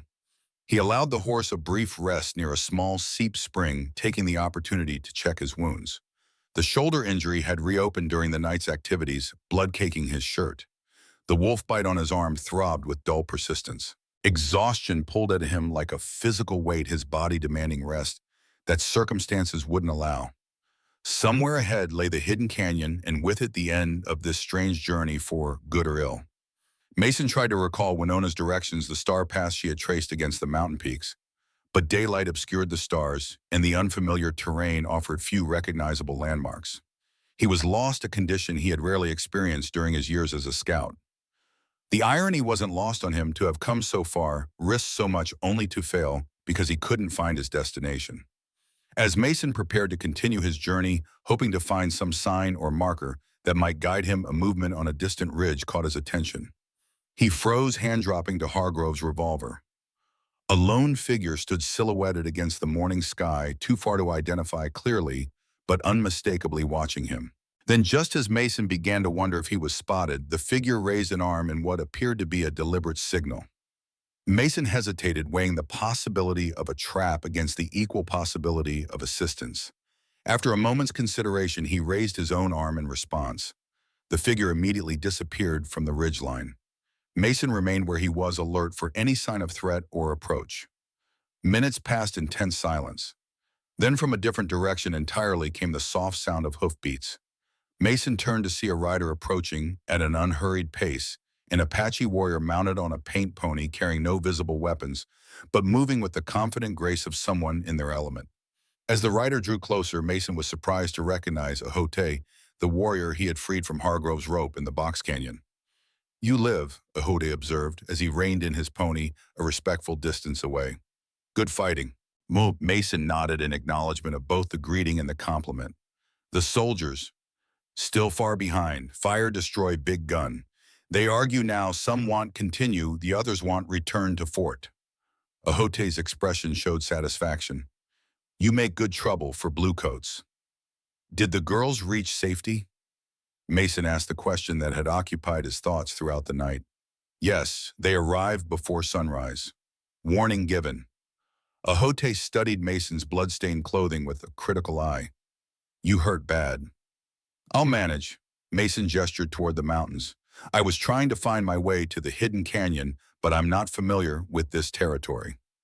Ahote seemed to weigh a decision, his dark eyes measuring Mason with careful deliberation. Finally, he nodded once as if confirming something to himself. "I take you," he said. "Wakiza wants to meet man who saves his granddaughters and burns soldier's big gun." The directness of the offer took Mason by surprise. "Just like that. You trust me to know the location of your hidden camp?" Ahote's expression remained impassive, but something like humor flickered in his eyes. "You already know too much. Better to keep close watch than leave you wandering, maybe captured by soldiers." The logic was impeccable, if not entirely reassuring. Mason nodded his acceptance. "Lead on then." Ahote turned his pony and set off at a pace that Mason's tired mount could match. They rode in silence for a time, the Apache warrior choosing paths that seemed random to Mason's eye, but clearly followed some pattern known to those familiar with the territory. As they traveled, Mason's curiosity about his guide grew. "You speak English well," he observed. Ahote glanced back. 3 years at white man's school, Fort Buchanan." Mason raised an eyebrow in surprise. The practice of educating Apache children at military installations was relatively recent and seldom voluntary. "How did that happen?" "Soldiers take me when I am boy, say teach me to be civilized." Ahote's tone remained neutral, but tension showed in the set of his shoulders. "I learned many things. How white men think, how they fight, how they lie." He looked directly at Mason. "Also learned not all white men same." The pointed addendum wasn't lost on Mason. "And then you return to your people. Escape when 16 summers, bring knowledge back to Wakiza." Ahote guided his pony around a treacherous section of trail. "Now I scout, sometimes interpret when needed." Mason processed this information, understanding better why Ahote had been trusted to retrieve him. The warrior had experience with white men, could assess their character and intentions with knowledge many Apache lacked. "The girls," Mason said after another period of silence, "they said their mother is ill." Ahote nodded grimly. "A pony sick many moons now. Great healer, but cannot heal self." "Oh, and what kind of sickness?" Mason asked, recalling Winona's description of something like poison in the blood. "Begin after soldiers attack old village. Many get sick same way, fever dreams, blood from eyes strength, leaving day by day." Ahote's expression darkened. "Most die quick. A pony fight longer because of healing knowledge, but still failing." The description sent a chill through Mason. It sounded like no natural disease he had encountered during his years on the frontier. And the children were seeking medicine for her. Special plant that grows only on sacred mountain. Very powerful, very rare. Ahote shook his head. "But old ones say even this may not be enough now. Sickness too strong, too strange." They continued their journey in thoughtful silence, the trail growing steeper as they entered the mountain foothills.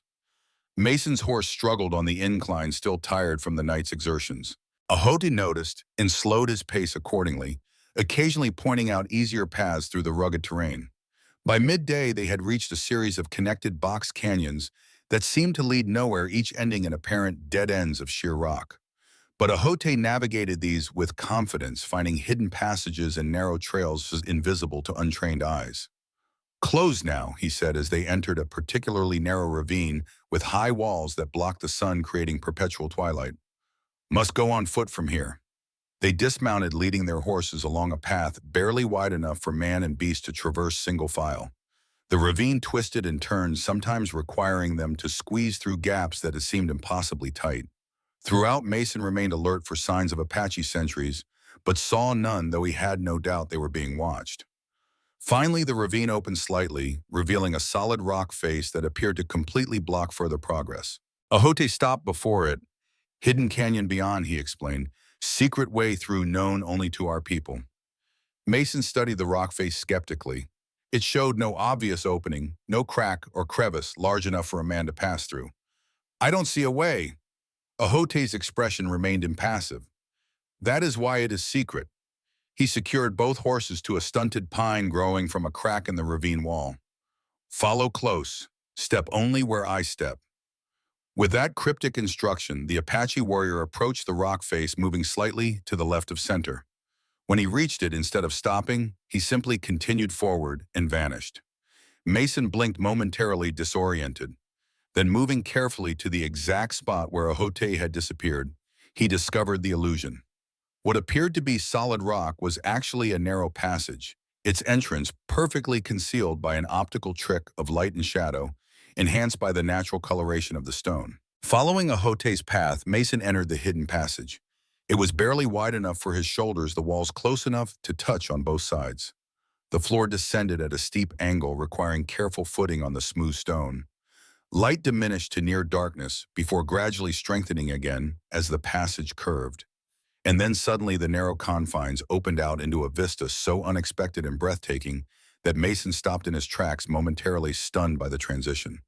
For him stretched a hidden valley, perhaps a mile across, completely encircled by sheer canyon walls that rose hundreds of feet on all sides. A clear stream wound through its center, fed by a waterfall that cascaded down the far wall in a silver ribbon. The valley floor was lush with vegetation, stands of pine and cottonwood, near the stream meadows of grass and wildflowers, even small cultivated fields where crops grew in neat rows. But most remarkable of all was the community itself, dozens of traditional Apache shelters scattered along the stream and nestled among the trees, with people moving about their daily activities in this perfect natural fortress, hidden from the outside world. Ahote allowed Mason a moment to absorb the sight before speaking. "Welcome to Ju-Wigai," he said, using the Apache name. "White Mountain Place." Mason nodded, understanding now why the army had never found this stronghold despite years of searching. Its natural defenses were formidable, its entrance nearly impossible to discover without a guide. Even if the soldiers had somehow learned its general location, they would have needed the howitzer to have any hope of breaching its walls. "It's remarkable," he said simply. Ahote gestured for Mason to follow. "Come, they wait for us." As they descended the path into the valley proper, Mason became acutely aware of the attention focusing on him from all directions.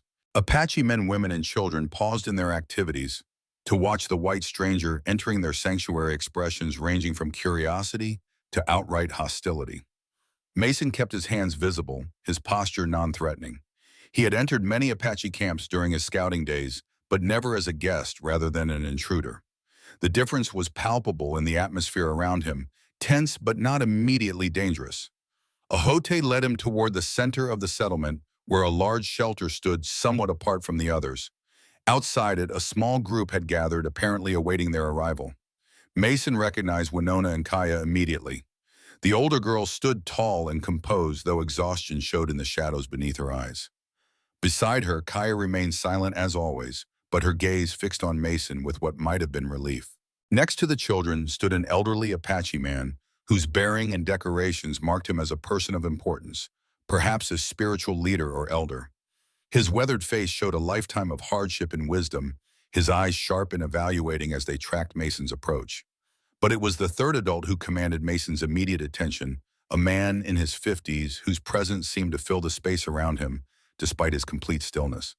He wore simple buckskins without their elaborate decoration, but the eagle feather in his hair and the way others deferred to him left no doubt as to his identity. Wakiza, the most feared and respected Apache war chief in the territory, architect of dozens of successful raids against military outposts, protector of his people against the encroaching tide of white settlement. A man with a price on his head large enough to tempt even the most principled bounty hunter, and father of the woman Mason had come to find.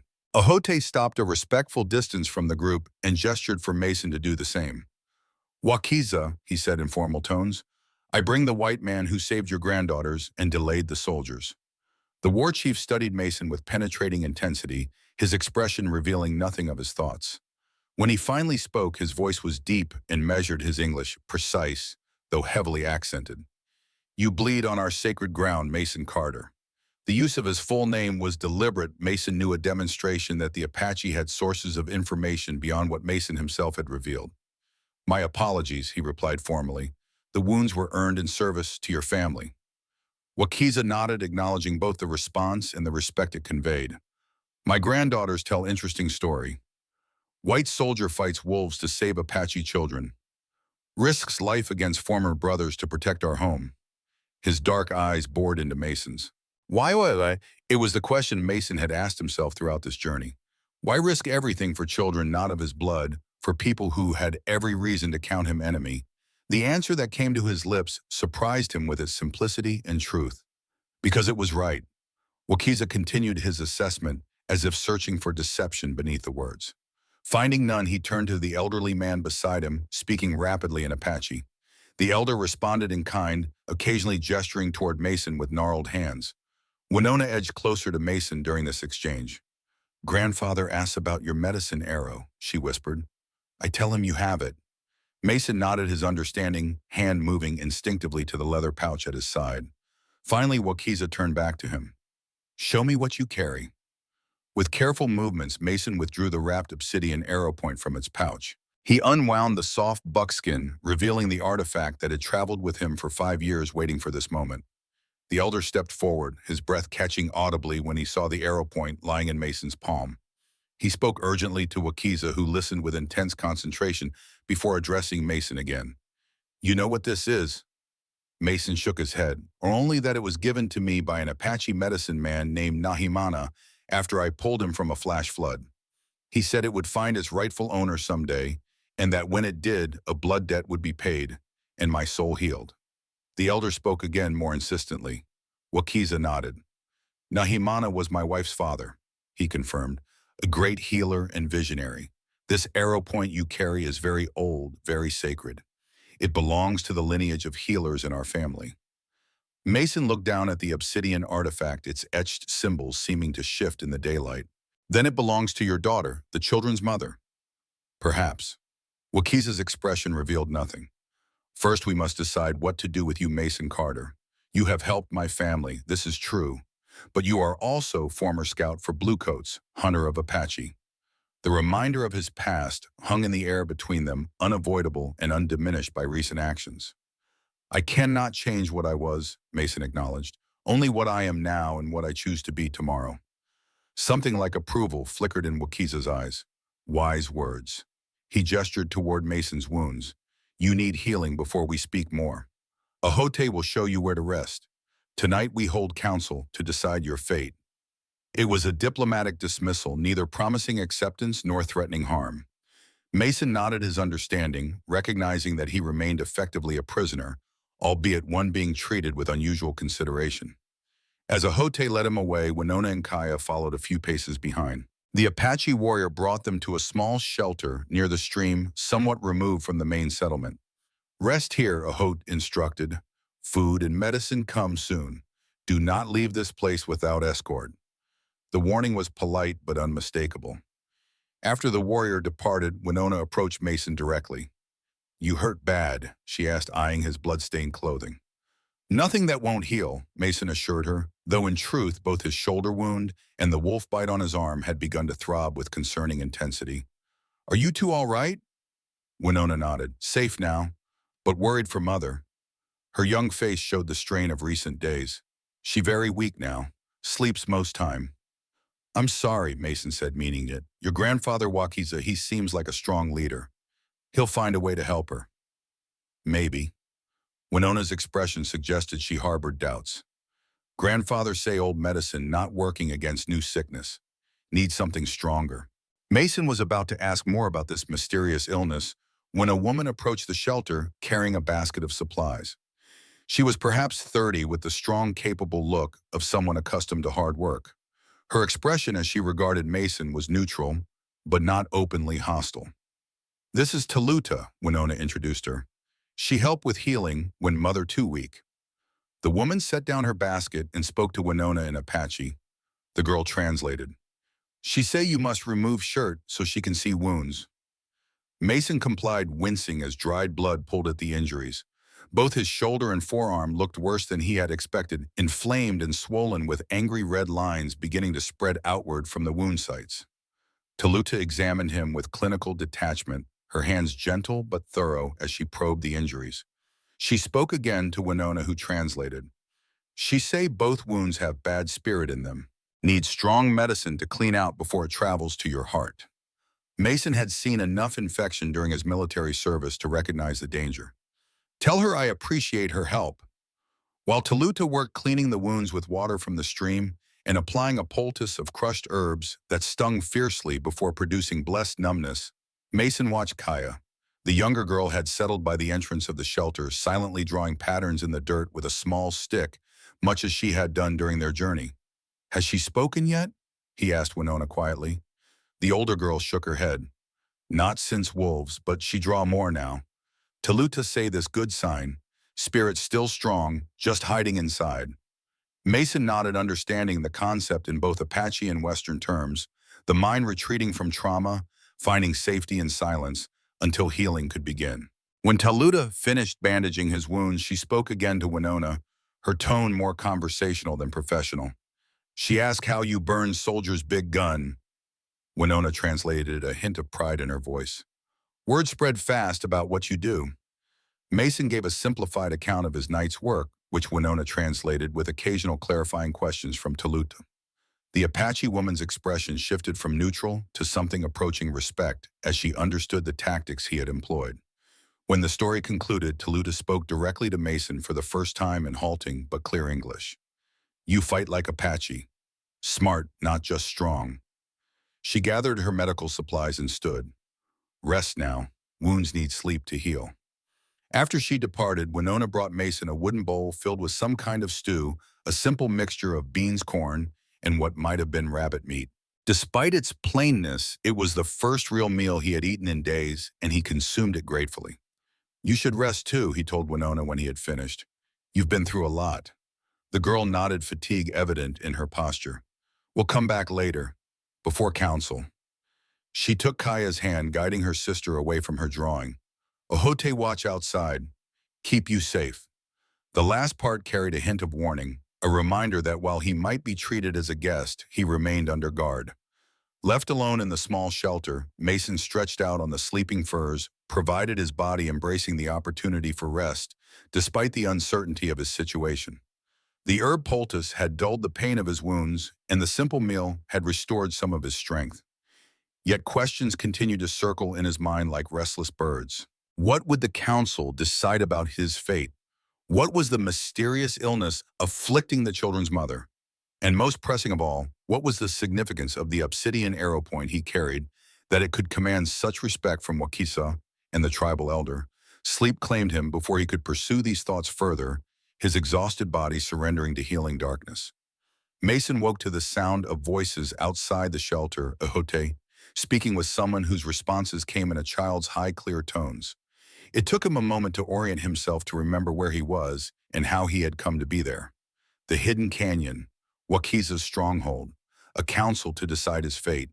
Light filtering through the shelter's entrance suggested late afternoon. He had slept for hours, his body demanding the rest needed to fight infection and recover from days of exertion. Moving carefully, he tested his wounds. The numbness from Toluta's poultice had faded, replaced by a dull throb that was nonetheless less fierce than before. The shelter flap moved aside, revealing Kaya standing in the entrance. The younger girl regarded him solemnly for a moment, then stepped inside carrying a small gourd vessel filled with water. Mason sat up slowly, careful not to make any sudden movements that might startle the traumatized child. "Thank you, Kaya," he said softly as she placed the water within his reach. She didn't respond verbally, but neither did she immediately retreat. Instead, she settled cross-legged on the ground near the entrance, watching him with those dark, expressive eyes that communicated what her voice would not. Mason sipped the water, maintaining a calm, non-threatening presence. After a few minutes of this peaceful silence, Kaya reached for a small stick and began drawing in the dirt floor of the shelter, the same activity that seemed to comfort her throughout their journey. "What are you drawing?" Mason asked gently, not really expecting an answer. To his surprise, Kaya pointed to him, then back to her drawing. Mason leaned forward slightly to see better. The child had sketched a simple but recognizable figure of a man standing between what appeared to be wolves and two smaller human figures, a representation of their first meeting. "That's very good," he said, genuinely impressed by her ability to capture the essence of that night with such simple lines. "You have a gift for drawing." Kaya continued her work, adding details to the scene stars overhead, the overturned wagon, even small stick figures on the ground that Mason recognized with a pang as representations of her grandparents. The child was processing her trauma through art, recreating events too painful to speak of. Mason had seen similar behaviors in soldiers after particularly brutal battles. Some wrote letters, they never sent others, carved elaborate designs into their rifle stocks, all seeking some way to externalize experiences too overwhelming to contain. As he watched, Kaya began a new drawing beside the first, this one showing what appeared to be their journey through the desert.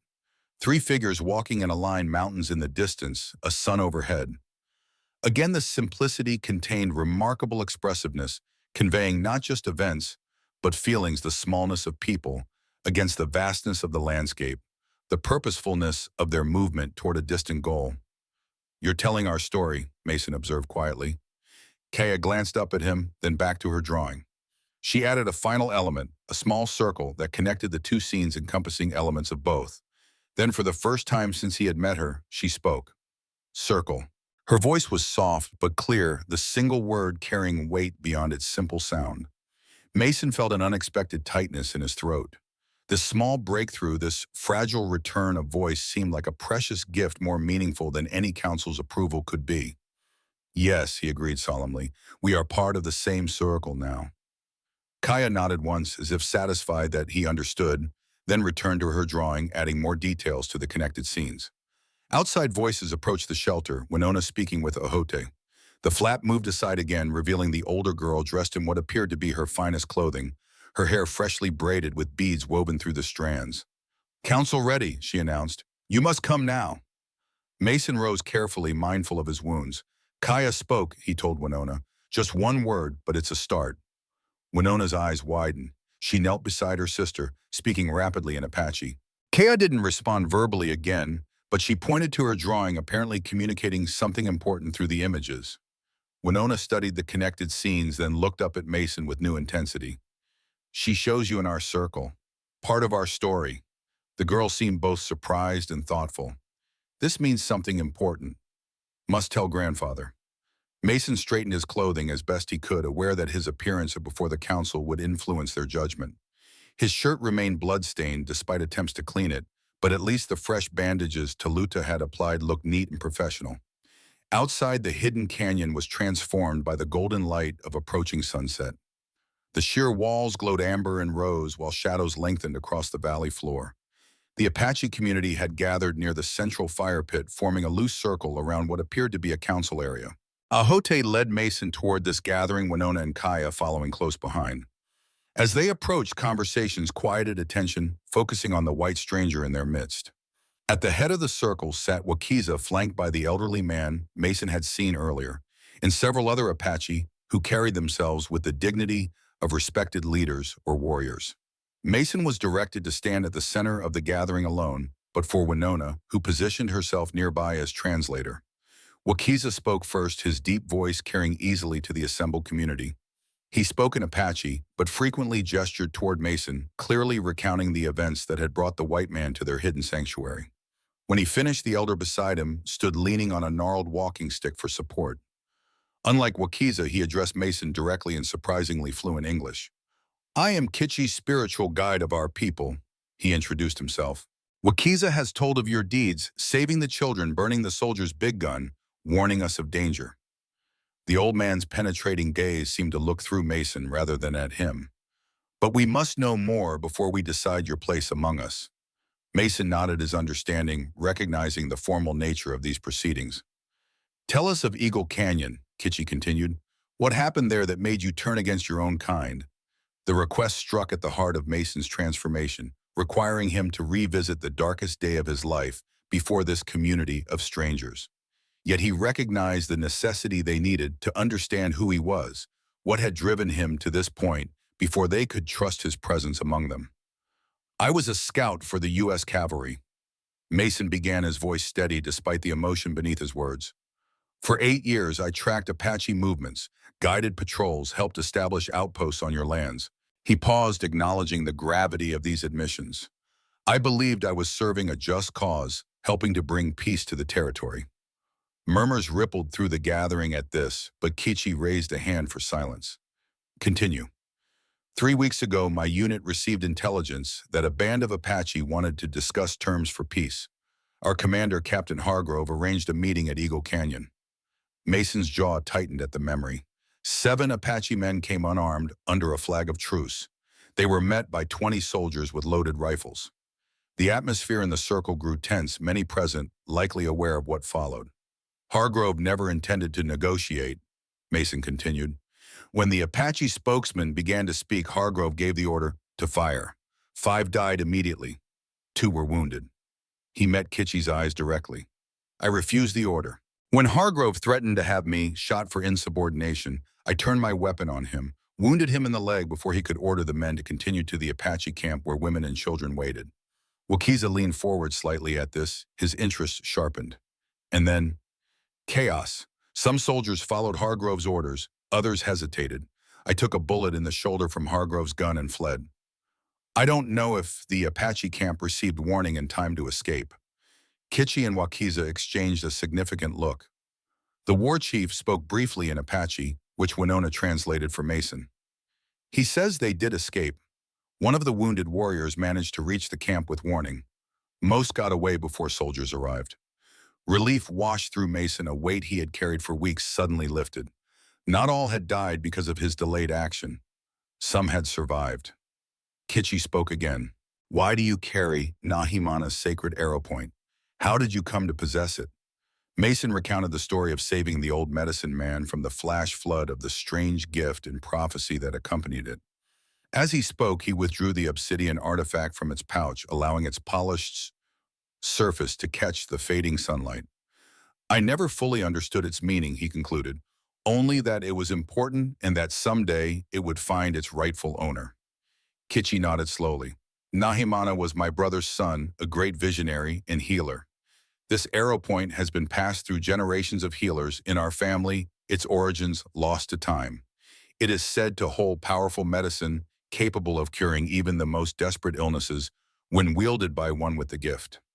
Mason looked down at the artifact resting in his palm. "Then it should go to the children's mother, Wakiza's daughter. Winona says she's a healer and that she's gravely ill." "Aponi is indeed a great healer," Kitchi confirmed. "And yes, she suffers from a terrible sickness that resists all traditional remedies." The old man's expression grew troubled. "But the arrow point alone is not enough. It requires special knowledge to unleash its healing power, knowledge that died with Nahimana." Before Mason could respond, a commotion at the edge of the gathering drew everyone's attention. A young Apache woman pushed through the crowd, her expression urgent as she spoke rapidly to Wakiza. The war chief rose immediately, his formal demeanor replaced by evident concern. He issued quick orders that sent several people hurrying away, then addressed the council. "We must suspend this judgment," Winona translated for Mason. "My daughter's condition has worsened suddenly. She asked for the white man and the medicine arrow." Mason didn't wait for formal permission. He stepped forward, the obsidian arrow point still in his hand. Take me to her. Wakiza studied him for a brief moment, then nodded sharply. Without further ceremony, he led Mason through the dispersing crowd toward a shelter set slightly apart from the others, larger than most, with symbolic designs painted around its entrance that marked it as a place of healing. Inside, lit by the warm glow of a small fire, lay a woman whose resemblance to Winona was unmistakable despite the ravages of illness. She appeared to be in her early 30s, her once beautiful features now gaunt and drawn, her skin bearing an unhealthy yellowish tinge. Her breathing came in labored gasps, and a sheen of sweat covered her forehead, despite the coolness of the evening. Kneeling beside her was Taluta, bathing her face with a cloth dipped in herbal-infused water. She looked up as they entered, her expression grave. A pony, Wakiza said softly, kneeling beside his daughter. I have brought him as you asked. The sick woman's eyes fluttered open, revealing the same intense, dark gaze that Mason had seen in her daughter's. Despite her evident weakness, there was nothing diminished about the intelligence and will that shone from those eyes. Mason Carter, she whispered, her voice barely audible. The soldier who saved my children. Mason knelt on her other side, struck by the formal beauty that illness had not entirely erased from her features. Your daughter saved me as well, he said simply. A pony's gaze fixed on the obsidian arrow point in his hand. My grandfather's medicine, she murmured. He told me it would return when most needed. It's yours, Mason said, offering the artifact. I was only its keeper until now. A pony's hand trembled as she reached for the arrow point, her fingers closing around it with surprising strength. Not mine, she corrected weakly. Yours to use for all of us. Mason shook his head, confused. I don't understand. I'm not a healer. But you are, she insisted, her voice strengthening momentarily. You carry two medicines, Apache wisdom, white man's knowledge. Her gaze intensified. My grandfather saw this in his vision. A man with foot in both worlds would bring healing when the new sickness came. Mason looked to Wakiza and Kichi, who had followed them into the shelter. What is she talking about? Kichi moved closer, his ancient eyes sharp with interest. What knowledge do you have of healing, Mason Carter?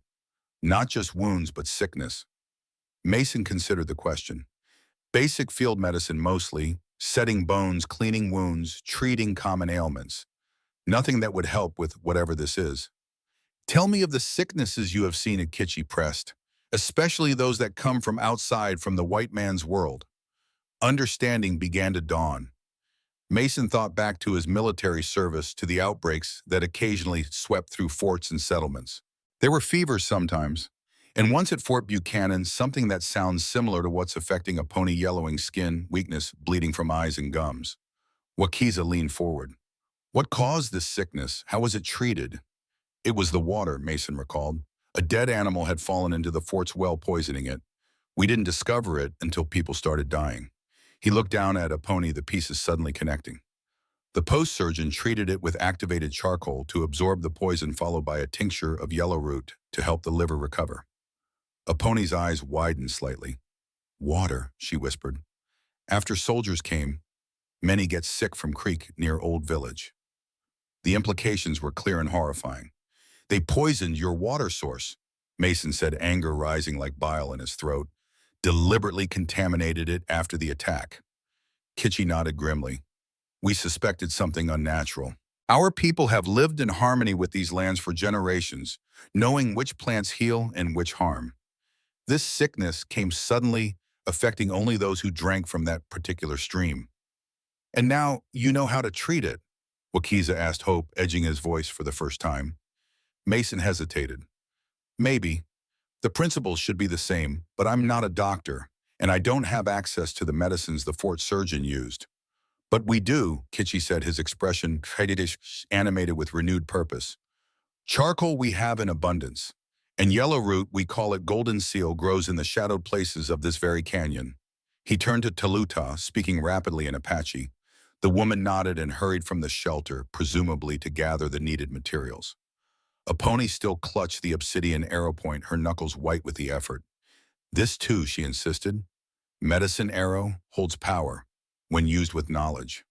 Mason didn't dispute her belief, recognizing that healing often involved elements beyond the purely physical. We'll use everything available, he assured her. For the next hour, the shelter became a center of intense activity. Taluta returned with both charcoal and fresh yellow root, which Kitchi prepared according to Mason's best recollection of the fort surgeon's methods, enhanced by the old medicine man's own extensive knowledge of herbal remedies. Throughout, Aponi continued to hold the obsidian arrow point, occasionally murmuring words in Apache that seemed to be prayers or incantations. Whether from faith or determination, her condition appeared to stabilize somewhat, her breathing becoming less labored. Outside, word had spread through the community. People gathered near the shelter, some bringing additional herbs or medicines they thought might help, others simply maintaining a vigil of support. Winona and Kaya remained inside, staying close to their mother, while giving the healers room to work. As night fell completely, Mason found himself in the strange position of directing an Apache healing ceremony, combining his limited medical knowledge with their traditional practices. The resulting treatment was neither fully Western nor fully indigenous, but something new, a bridge between worlds much as he himself had become. When the medicines were finally prepared and administered, Mason stepped back, allowing Kitchi and Taluta to complete the spiritual aspects of the healing. He found Winona watching him with an expression of cautious hope. "Will Mother live?"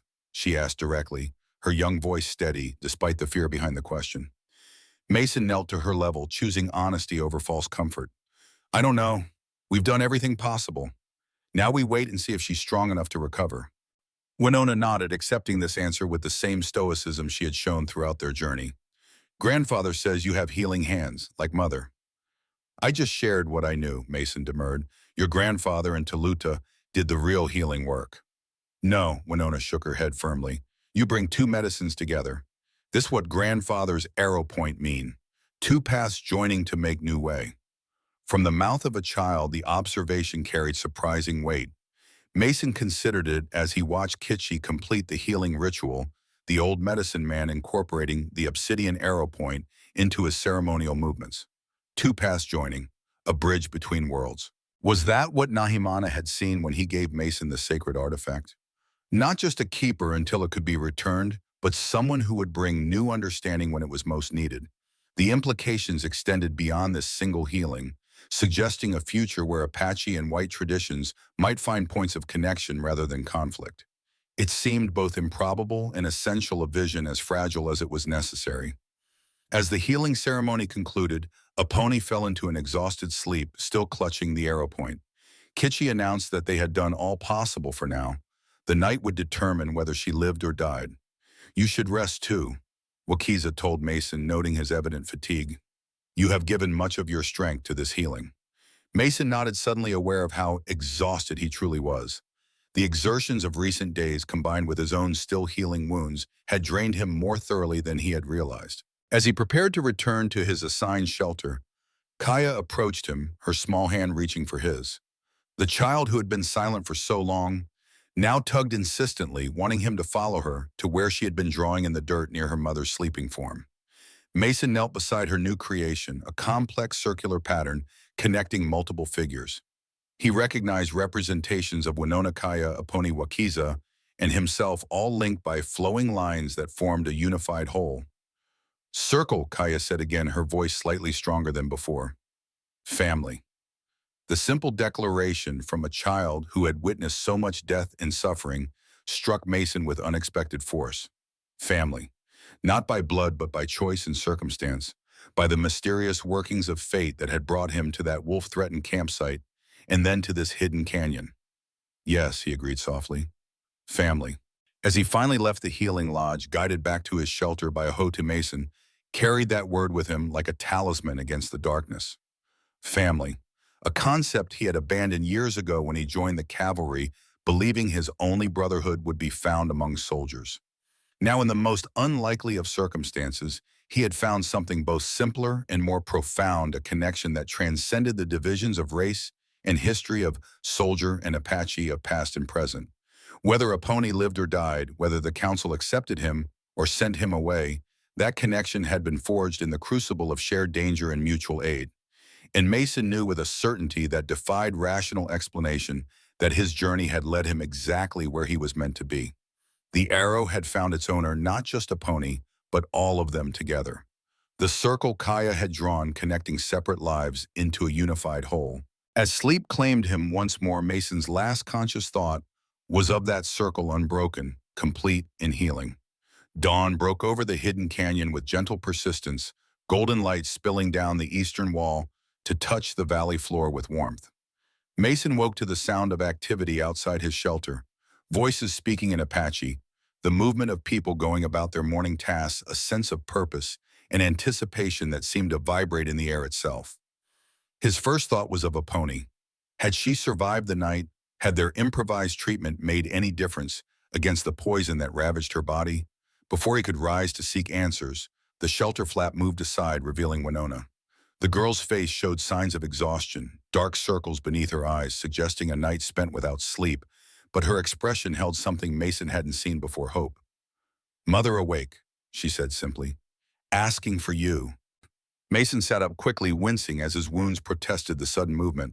The herbal poultice Taluta had applied had dried overnight, pulling at his skin as he flexed his shoulder. But the pain was less intense than before, the angry red lines of infection visibly receding. "How is she?" he asked, reaching for his shirt. "Stronger. Fever gone." Winona's composure cracked slightly, allowing a glimpse of the child beneath the stoic exterior. "She drank water, ate little food. Says medicine arrow working." Relief washed through Mason. Whether from the charcoal and yellow root treatment, or the spiritual power of the obsidian arrow point, or some combination of both, a pony had survived the critical night. It wasn't a complete recovery, but it was a significant improvement from her condition the previous evening. "That's good news," he said, pulling on his boots. "Very good news." Winona nodded, her dark eyes watching him with that same evaluating intensity that seemed characteristic of her family. "Council wants to see you after you visit Mother. Grandfather says, important decision to make." The reminder of his uncertain status within the Apache community tempered Mason's relief. Despite his role in a pony's treatment and his protection of the children, he remained an outsider. Former cavalry scout representative of the forces that had brought so much suffering to these people. "I understand," he said, rising to follow Winona from the shelter. Outside, the hidden canyon was fully awake, bathed in the soft light of early morning. People moved about their tasks, some pausing to watch as Mason passed, their expressions ranging from curiosity to cautious respect. Word of his part in a pony's treatment had clearly spread throughout the small community, creating a subtle shift in how he was perceived. Ahote appeared from nearby, falling into step beside them. The warrior's face revealed nothing of his thoughts, but his presence seemed less like a guard and more like an escort, a significant distinction that wasn't lost on Mason. They reached the healing lodge to find it surrounded by people bringing offerings, bundles of herbs, woven baskets containing food, small items of personal significance. Kitchi stood at the entrance, accepting these gifts with dignified gratitude, speaking brief words to each person that Mason couldn't understand, but recognized as blessings or acknowledgments. The elder nodded to Mason as they approached, his ancient eyes bright with approval. "She lives," he said simply. "The two medicines together prove stronger than the poison."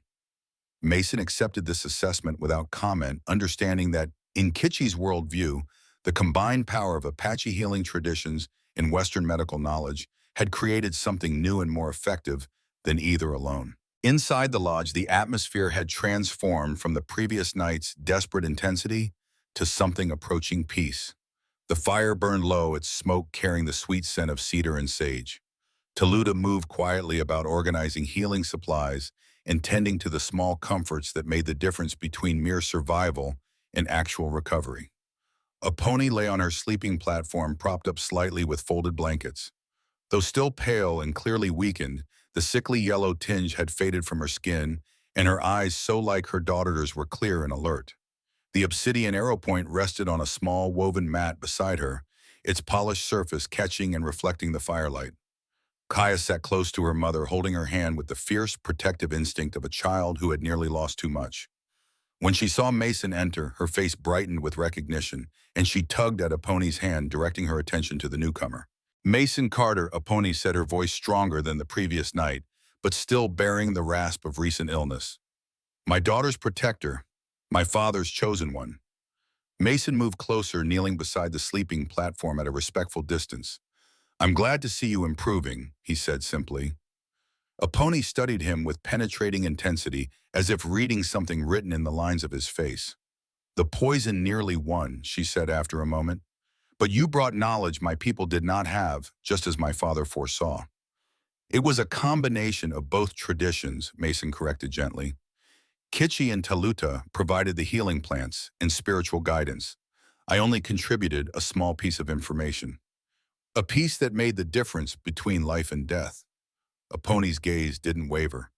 "Not just for me, but potentially for our entire people. The sickness that struck our old village has appeared in other Apache camps as well. Now we know how to fight it." The implications weren't lost on Mason. If the cavalry was systematically poisoning water sources near Apache settlements, the knowledge of how to treat the resulting illness could save hundreds of lives.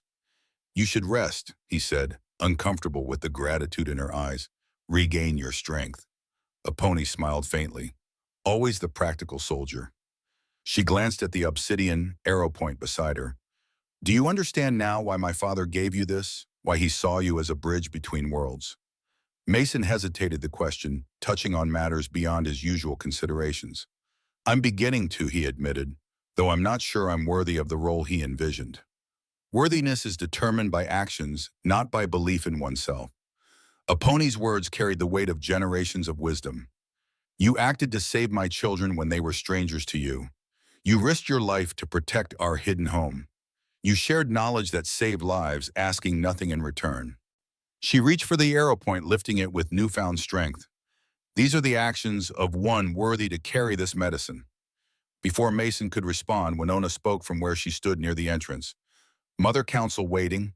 Grandfather says time for decision." Apone nodded, her expression turning serious. "Help me rise," she instructed Taluta. "I must attend this council." The healer looked alarmed. "Too soon," she protested in accented English. "Need more rest." "Some matters cannot wait for perfect health," Apone insisted. "This decision affects all our people, and I must be present." Mason stood concerned by her determination to push her recovering body. "The council can come to you," he suggested, "or wait until you're stronger." Apone's expression softened slightly. "Your concern is noted, Mason Carter, but there are protocols that must be observed, traditions that give our decisions their power." With Taluta's reluctant assistance, she rose to a sitting position, then carefully to her feet. "Besides, I have been lying down too long. My spirit needs to stand, even if my body protests." There was no arguing with her resolve. Mason stepped back, watching as Apone steadied herself, drawing dignity around her like a cloak despite her physical weakness. Winona and Kaya moved to her sides, offering their small shoulders as additional support. "Come," Apone said, the arrow point clutched firmly in her hand. "The council awaits." They emerged from the healing lodge into the full morning light, Apone's appearance drawing murmurs of approval and relief from the gathered community. Word spread quickly, and by the time they reached the central council area, most of the settlement's inhabitants had assembled to witness the proceedings. Wakiza stood as they approached, his stoic features softening momentarily at the sight of his daughter, walking under her own power. He gestured to a place of honor within the council circle where furs had been arranged to provide comfortable seating for the recovering healer. Mason remained standing at the edge of the circle, uncertain of his place in these formal proceedings. Ahote positioned himself nearby, his presence still ambiguous between guard and ally. When all had settled, Wakiza addressed the gathering in Apache, his deep voice carrying across the hushed assembly. Winona moved close to Mason, providing quiet translation. "Grandfather says this day brings many signs from the spirits. The great healer lives when many thought she would die. The children return safely when they might have been lost. The enemy's big gun burns before it can destroy our hidden home." She paused, listening. "Now council must decide what these signs mean for our people and for you." Kichi spoke next, his ancient voice surprisingly strong, as he recounted what Mason understood to be the history of the obsidian arrow point, its origins in the distant past, its passage through generations of healers in their family line, and finally its temporary entrusting to Mason by Nahimana. "He says his brother's son, my grandfather, had a powerful vision." Winona translated, her voice dropping to a near whisper. "Saw time when old ways alone would not save our people. Saw need for new knowledge, new understandings if Apache were to survive changing world." Aponi then addressed the council, her voice steady despite her evident weakness. Though Mason couldn't understand her words directly, the passion behind them was unmistakable. A healer's conviction, a mother's gratitude, a leader's vision for her people's future. Throughout her speech, she held the obsidian arrow point aloft, occasionally pointing it toward Mason with deliberate significance. When she finally concluded, a murmur of discussion rippled through the assembly, elders and warriors debating among themselves while Wakiza listened impassively.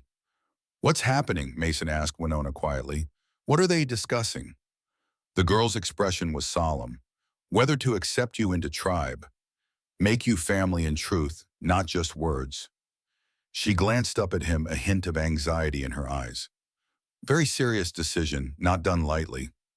Mason nodded, understanding the gravity of what was being considered. For an Apache band to formally adopt a white man, especially one who had formerly served with the cavalry, was unprecedented in his experience. It would bind him to their community with obligations and expectations he was only beginning to comprehend. Wakiza rose after the discussions had continued for some time, raising his hand for silence. When he spoke, his words were measured and formal, carrying the weight of final judgment. "My father says decision is made," Winona translated. "Council has heard all voices, considered all signs." She paused, listening intently. He says you are to be accepted as Dine, as one of the people. Given Apache name recognized as father to his granddaughters, brother to our warriors." The pronouncement hung in the air, its significance rippling through the assembled community. Some nodded in approval, others looked uncertain or concerned, but none voiced open opposition to their leader's decision. Wakiza gestured for Mason to step forward into the center of the council circle. As he did so, Aponi rose from her seat, the effort clearly taxing her recovering strength, but her expression resolute. "The ceremony requires witness from family," Winona explained softly. "Mother stands for daughters." Mason stood before Wakiza, acutely aware of the historical weight of this moment. Centuries of conflict between their peoples distilled to this single point of potential reconciliation, however small and symbolic it might be in the larger context of the ongoing war.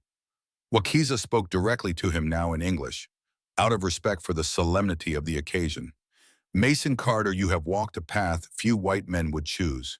You turned away from your people's war against the people. You risked your life to save Apache children. You shared knowledge that saved my daughter's life." The war chief's gaze was penetrating, searching for any hesitation or insincerity. "Are you prepared to become part of our circle, to accept the responsibilities of family among the people?" The question demanded honest consideration. Mason knew that accepting this offer meant more than simple gratitude or temporary alliance. It represented a fundamental shift in his identity, a commitment to people whom he had once tracked and fought against as enemies. Yet as he looked at Aponi standing tall, despite her weakness, at Winona translating with grave dignity beyond her years at Kaya, watching him with those expressive eyes that had begun to heal from their haunted emptiness, he recognized a truth that had been forming within him since that first night among the wolves. "I am prepared," he said, his voice steady and certain. "I accept the responsibilities of family." Wakiza nodded once, accepting his answer. "Then hear your Apache name chosen by the council in recognition of your deeds and spirit." He paused, the moment expanding with significance. "You will be known among the people as Tarak, he who protects in darkness." The name resonated with Mason, capturing the essence of his actions since Eagle Canyon, operating in shadows, using darkness to shield those who needed protection, finding his way through moral twilight toward a clearer dawn. Kitchi stepped forward, carrying a small earthen bowl containing a mixture of red ochre and bear fat.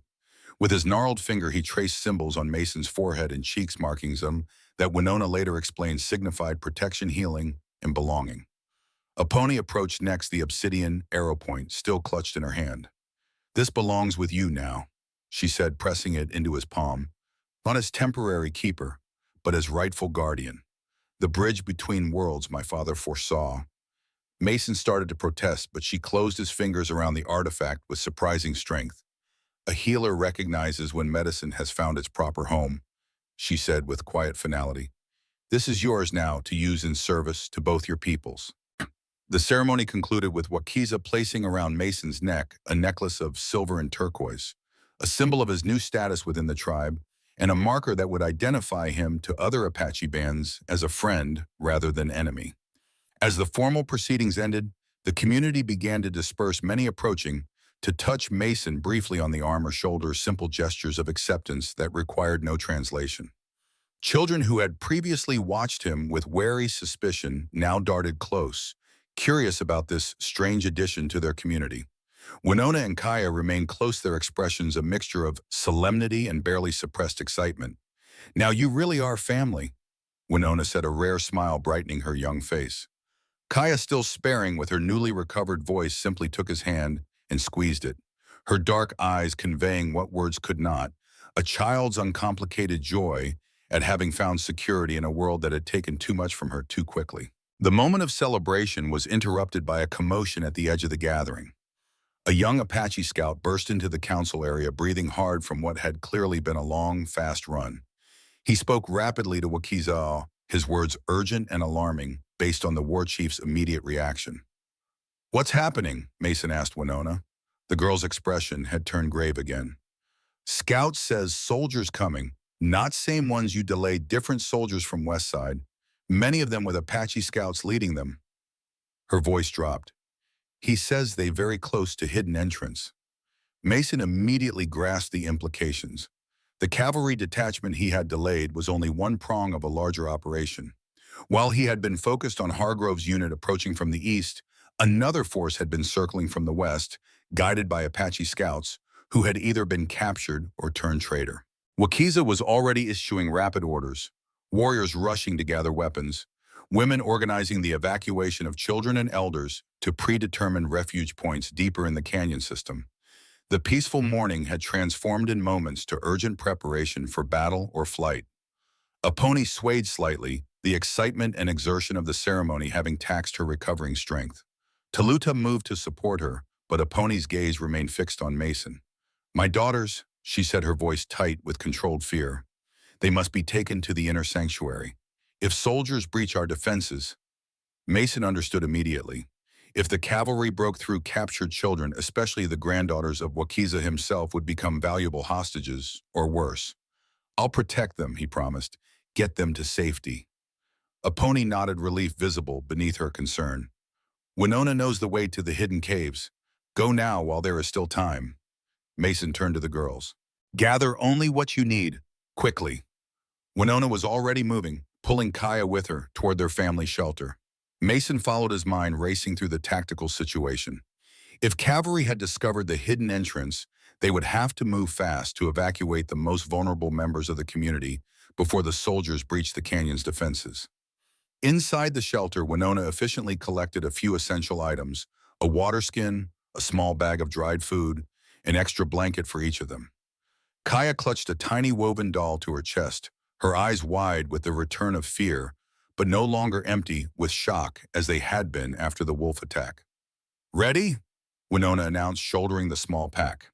Mason led them back outside, where organized chaos had engulfed the settlement. Warriors were taking up defensive positions along the canyon walls and near the hidden entrance, while women and older children helped the elderly toward evacuation routes deeper into the canyon system. Wakiza intercepted them, his expression grim but controlled. "Take South Path," he instructed Mason, pointing toward a narrow trail that climbed the canyon wall. "Leads to caves above waterfall. Defensible position, easy to hide." Mason nodded his understanding. "How many soldiers?" "Scout counts 30, maybe more. With cannon." Wakiza's jaw tightened. "They find secret entrance somehow. Have Apache traitors showing way." The mention of a cannon sent a chill through Mason. His sabotage of Hargrove's howitzer had only delayed one part of the military operation. This second force came equally well equipped for assault on the hidden canyon. "We'll reach the caves safely," Mason assured the war chief. "Focus on your defense." Wakiza clasped his shoulder briefly, the gesture of one warrior to another, transcending their different origins. "Protect my granddaughters, Tarak.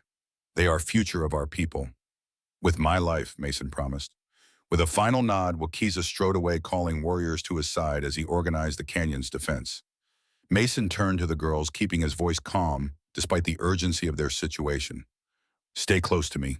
Move quickly but carefully. No noise." They set off toward the south path, weaving through the increasingly frantic activity of the settlement. The trail proved to be little more than a goat track zigzagging up the steep canyon wall, requiring careful navigation even under the best circumstances. They had climbed perhaps halfway to the caves when the first sounds of conflict reached them, shouts and rifle fire echoing from the canyon entrance, followed by the deeper boom of a cannon. The defensive battle had begun. Mason urged the girls to move faster, helping Kaya over particularly difficult sections of the trail. Above them, the promised caves were visible as dark openings in the canyon wall just below, where the waterfall cascaded from the rim. They were within 50 yards of safety when disaster struck. A cannon shot aimed high to clear the canyon's defensive positions struck the wall above them. Rock fragments rained down, some large enough to pose serious danger. Mason pulled the girls against the cliff face, shielding them with his body as debris clattered around them. When the immediate danger passed, they continued upward with renewed urgency. But the cannon fire had destabilized the narrow trail. As they neared the final approach to the caves, a section of path crumbled beneath Winona's feet. The girl cried out, beginning to slide toward the precipitous drop to the canyon floor far below. Mason lunged, catching her wrist before she could fall, but the movement threw him off balance on the unstable ground. For a heart-stopping moment, it seemed all three might go over the edge together. Then Kaya acted with surprising strength and presence of mind, anchoring herself against a solid rock outcropping and grabbing her sister's other arm. Together, they managed to pull Winona back to safety, all three collapsing on the narrow trail, breathing hard from exertion and fear. "Thank you," Winona gasped, her usual composure shaken by the near-fatal fall. Mason gave her shoulder a reassuring squeeze. "That's what family does." They reached the caves without further incident, finding them already occupied by several Apache elders and mothers with young children. A teenage boy who appeared to be in charge of the evacuation directed them to a smaller cave higher up, where they would have a better view of the battle below while remaining hidden from direct observation. From this elevated position, Mason could see the full extent of the conflict unfolding in the canyon. The cavalry had indeed breached the hidden entrance, a column of blue-uniformed soldiers pouring into the western end of the valley. Apache warriors harried them from elevated positions, using the canyon walls for cover as they fired on the exposed troops. But the military force had come prepared for this fight. The cannons set up just inside the entrance fired repeatedly at defensive positions, while officers directed disciplined volleys at any Apache who showed themselves long enough to loose an arrow or fire a rifle. It was an uneven match. Despite the advantage of familiar terrain and elevated positions, the Apache defenders were outnumbered and outgunned. Mason watched with growing concern as they were gradually pushed back toward the center of the settlement. "Will they win?" Winona asked, her voice small as she watched her people fighting for their home. Mason couldn't bring himself to lie to her. "It's a difficult battle," he said carefully. "Your grandfather is a great war leader. He'll find a way to protect as many as possible." Winona nodded, understanding the unspoken assessment. This wasn't a fight for victory. It was a delaying action to allow the most vulnerable members of the community to escape deeper into the canyon system. As they watched, the battle below intensified. The soldiers had reached the first shelters, some breaking formation to search for valuables or captives, while others maintained disciplined fire on the retreating Apache warriors. Mason's attention was drawn to a figure directing the military advance, an officer on horseback gesturing with a saber as he ordered his men forward. Even at this distance, something about the man's bearings seemed familiar.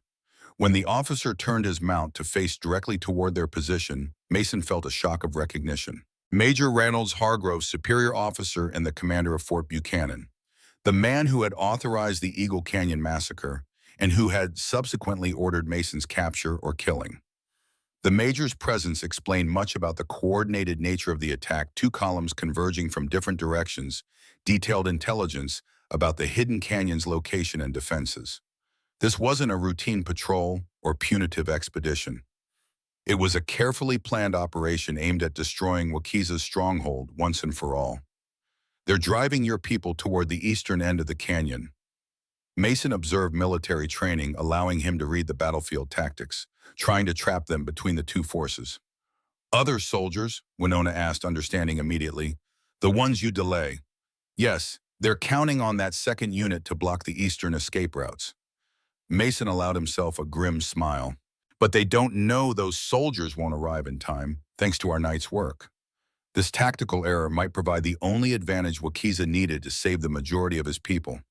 If the Apache could break through the eastern end of the canyon before the second cavalry unit arrived to block it, they could scatter into the wilderness where pursuit would be difficult and costly. Mason continued studying the battlefield, looking for any way he might help from his current position. Direct intervention was impossible. Even if he had been willing to leave the girls, he was too far from the fighting to make any meaningful difference. But as he watched, he noticed something concerning.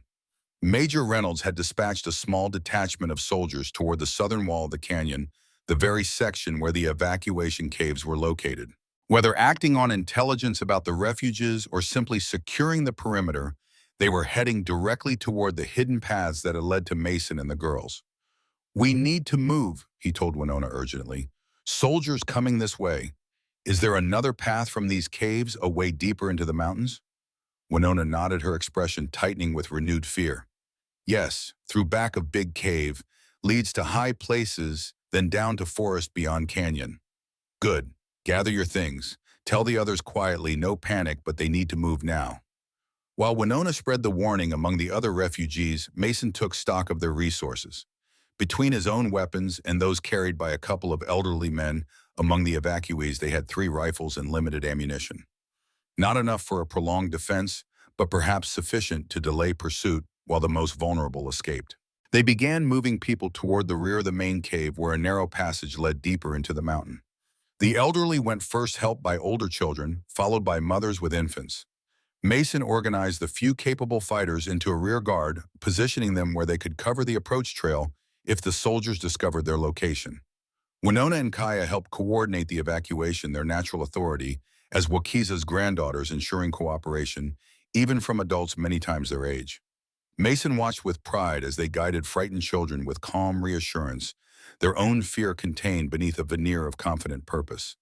The evacuation was nearly complete when the first soldiers appeared on the trail below. 6 men moving cautiously up the path where Mason and the girls had ascended earlier.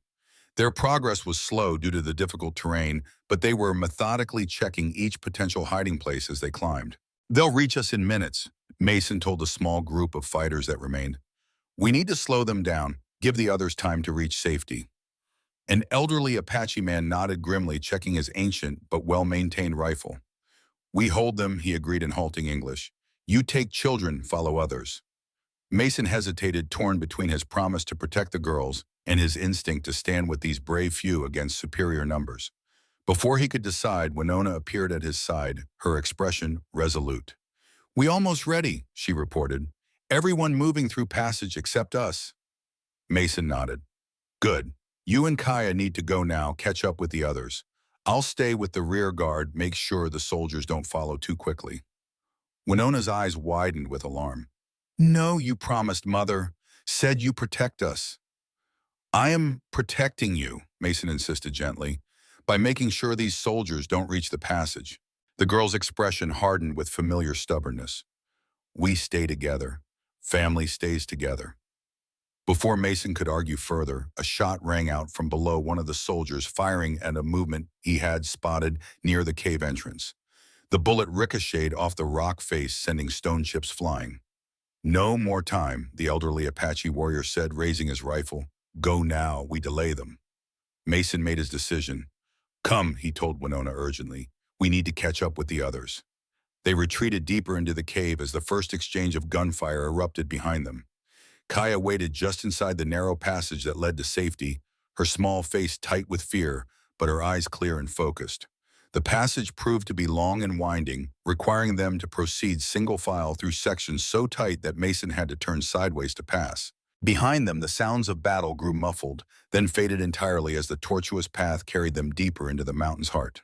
They caught up with the main group of evacuees at a junction where the passage widened into a modest chamber. An elderly woman who seemed to be guiding the evacuation explained through Winona that they faced a choice. One path led upward to high meadows above the canyon rim. The other descended through a series of caverns to eventually emerge in a forested valley beyond the mountains.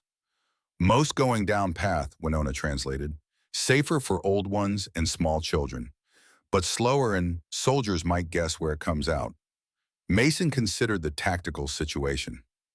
The soldiers would indeed anticipate the escaping Apache to take the easier downward route. If they secured the canyon quickly enough, they could potentially send riders around the mountain to intercept the refugees where the lower passage emerged. "What about the upper path?" he asked. "Where does it lead?" Winona conferred with the elderly guide, then reported back. "Goes to high meadows very exposed. Then can go many directions north to flatlands, east to river valleys, south to higher mountains. Harder travel but more choices for escape." The strategic advantage was clear. The upper route offered flexibility and unpredictability, making pursuit more difficult. But it would also be more challenging for the elderly and very young, requiring strength and endurance that many lacked after the sudden evacuation. "We should split up," Mason decided. "Those who can manage difficult terrain take the upper path, scatter in different directions once they reach the meadows. The rest continue on the lower route, but prepare for possible confrontation at the exit." When Winona translated this suggestion, the elderly guide nodded approval, immediately beginning to organize the division. Families with young children, the elderly, and the injured would take the lower path. The more able-bodied, including a few warriors who had joined the evacuation after covering the community's retreat, would take the upper route to draw pursuit away from the more vulnerable group. "Which way we go?" Winona asked, clearly assuming they would stay together, regardless of the choice. Mason hesitated. The upper path would be challenging, but offered better chances of ultimate escape. The lower path would be easier for the girls, but might lead directly into a military ambush. Before he could answer, new sounds echoed from the passage behind them, boots on stone, men's voices calling to each other. The rear guard had fallen or been pushed back, and soldiers were now in the tunnel system. "Upper path," Mason decided instantly. "Run now." They joined the smaller group, climbing toward the surface, the narrow trail switchbacking steeply upward through increasingly tight passages. Winona led the way, her knowledge of the route proving invaluable as they navigated in near darkness. Kaya followed her small form, moving with a surprising agility through the difficult terrain. Mason brought up the rear of their small family unit, constantly checking behind for signs of pursuit. The climb seemed endless, their progress slowed by the difficult terrain and the need to help others in their group. Mason's wounds throbbed with renewed pain, the exertion reopening barely healed injuries. But he pushed forward, driven by the knowledge that safety for himself and the girls lay in reaching the open country above. Finally, after what felt like hours but was likely less than one, they emerged onto a high alpine meadow bathed in midday sunlight. The contrast after the darkness of the caves was momentarily blinding, forcing them to pause and adjust to the sudden brightness. When Mason's vision cleared, he found himself looking out over a spectacular landscape, rolling meadows giving way to forested slopes, distant mountain ranges blue on the horizon, the vast openness of sky above. After the confined spaces of the canyon and caves, the expansiveness felt almost overwhelming. The Apache and their group wasted no time in strategic discussion. With minimal conversation, they divided into smaller family units, each choosing a different direction of travel. Within minutes, they had dispersed across the meadow, making their way toward various escape routes with the practiced efficiency of people accustomed to rapid movement through wilderness. "Where should we go?" Winona asked, looking to Mason for direction. He scanned the landscape, assessing options based on his knowledge of military tactics and natural barriers. "North first," he decided, then east toward the river country. "The cavalry will expect Wakiza's people to head south toward traditional Apache territory." Winona nodded, accepting his reasoning. "Many days' journey to reach river valleys." "Yes, but we have some advantages. Small group able to move quickly, knowledge of the land." Mason checked his weapons and their limited supplies. "We'll manage." As they prepared to set off across the meadow, a final group emerged from the cave entrance, the last of the warriors who had covered the retreat. Among them, Mason was surprised and relieved to recognize Ahote, the young warrior bearing a bloody scratch across his cheek, but otherwise appearing unharmed. Ahote approached them quickly, his expression grave. "Soldiers in tunnels," he reported. "Coming in this way. Not many, but coming fast." "How far behind?" Mason asked, already calculating how much distance they needed to maintain. "Minutes only." Ahote glanced toward the cave entrance. 5, maybe 6 men. Officer leading them." The news was concerning, but not unexpected. A small mobile force could potentially move through the tunnel system more quickly than the larger group of refugees. Their head start might be less substantial than Mason had hoped. "We need to move now," he told Winona and Kaya, "fast as possible to reach the tree line before they emerge." Ahote gestured toward the northern edge of the meadow. "I know hidden places that way. Come with me." The offer of guidance was welcome. Mason nodded his acceptance, and their small group set off at a pace that balanced speed with the endurance needed for a long journey. Kaya, despite her size, kept up admirably, her natural resilience asserting itself in this crisis. They had covered perhaps half the distance to the tree line when shouts behind them announced the soldiers' emergence from the cave. Mason glanced back to see several blue-uniformed men spilling onto the meadow, momentarily disoriented by the brightness but quickly organizing into pursuit formation. At their head, mounted on a horse, he must have led through the larger sections of the tunnel, rode Major Reynolds himself. The officer raised field glasses to scan the meadow, his attention moving methodically across the dispersing Apache groups. "Down," Mason ordered, pulling the children into a shallow depression where the meadow grass grew taller. Ahote dropped beside them, his body flat against the earth. Through the swaying grass stems, Mason watched as Reynolds completed his survey of the fleeing refugees. For a moment it seemed the major might order his men to pursue one of the other groups. Then with deliberate precision, he pointed his saber directly toward Mason's position. "He spotted us," Mason said grimly, "or guessed our direction." Ahote's expression darkened. How he know? Mason had a sinking suspicion. "He's targeting me specifically. Probably has descriptions from Hargrove's men about the white man traveling with Apache children." He checked the distance to the tree line, still too far to reach before mounted pursuit would overtake them. "We need to split up, create confusion." "No," Winona said firmly, echoing her earlier position. "Stay together." Mason shook his head. "Not permanently, just long enough to confuse them, divide their forces." He turned to Ahote. "You take the girls' angle northeast toward those rocks. I'll head northwest, more visible, draw their attention." Ahote understood the tactical reasoning, but looked doubtful. "Girls trust you more than me." Winona listened carefully, Mason said, meeting her worried gaze directly. "This is still protecting you, just in a different way. Major Reynolds wants me more than anyone else. If I lead him away, you'll have a better chance to escape with Ahote." The girl's expression showed her struggle between fear of separation and understanding of the strategy. "You find us after promise." "I promise." Mason squeezed her shoulder reassuringly. "Remember what Kaya drew the circle. We're connected now, no matter what happens." Winona translated this quickly for her sister. Kaya's eyes filled with tears, but she nodded bravely, reaching into her small bag to withdraw something, the knotted cord she had given Mason before his confrontation with Hargrove's unit. "For luck," Winona translated as Kaya pressed it into his hand. "Come back." Mason tucked the cord carefully into his shirt pocket next to his heart. "I will," he promised. "Now go with Ahote. Don't look back no matter what you hear." With a final nod to the warrior, Mason rose to a crouch, ready to break in the opposite direction. "Wait until they focus on me, then move fast and quiet toward the rocks." Without waiting for further discussion, Mason launched himself from the depression, running at full speed across the open meadow. Behind him he heard shouts of discovery, followed by the thunder of hoofbeats as Reynolds ordered the pursuit. Mason angled toward a section of forest that offered dense cover, pushing his body to its limits, despite the protest of his wounds. A quick glance over his shoulder confirmed his strategy was working. Reynolds and most of his men were focused entirely on capturing the deserter, leaving only one soldier to continue monitoring the rest of the meadow. He reached the tree line barely ahead of his pursuers, plunging into the forest where the soldiers' horses would become more hindrance than help. Behind him he heard Reynolds shouting orders, the sounds of men dismounting to continue the chase on foot. Mason moved deeper into the woods, using every trick he had learned during his years as a scout to confuse his trail crossing streams, doubling back, using fallen logs to leave gaps in his tracks. His only goal now was to lead the soldiers as far from the girls' escape route as possible, to buy time for Ahote to get them safely to the river valleys, where pursuit would be nearly impossible.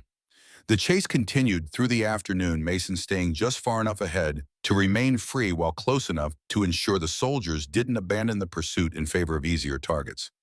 His strength began to wane as the day progressed, his wounds reopening, his reserves depleted by days of exertion and limited food.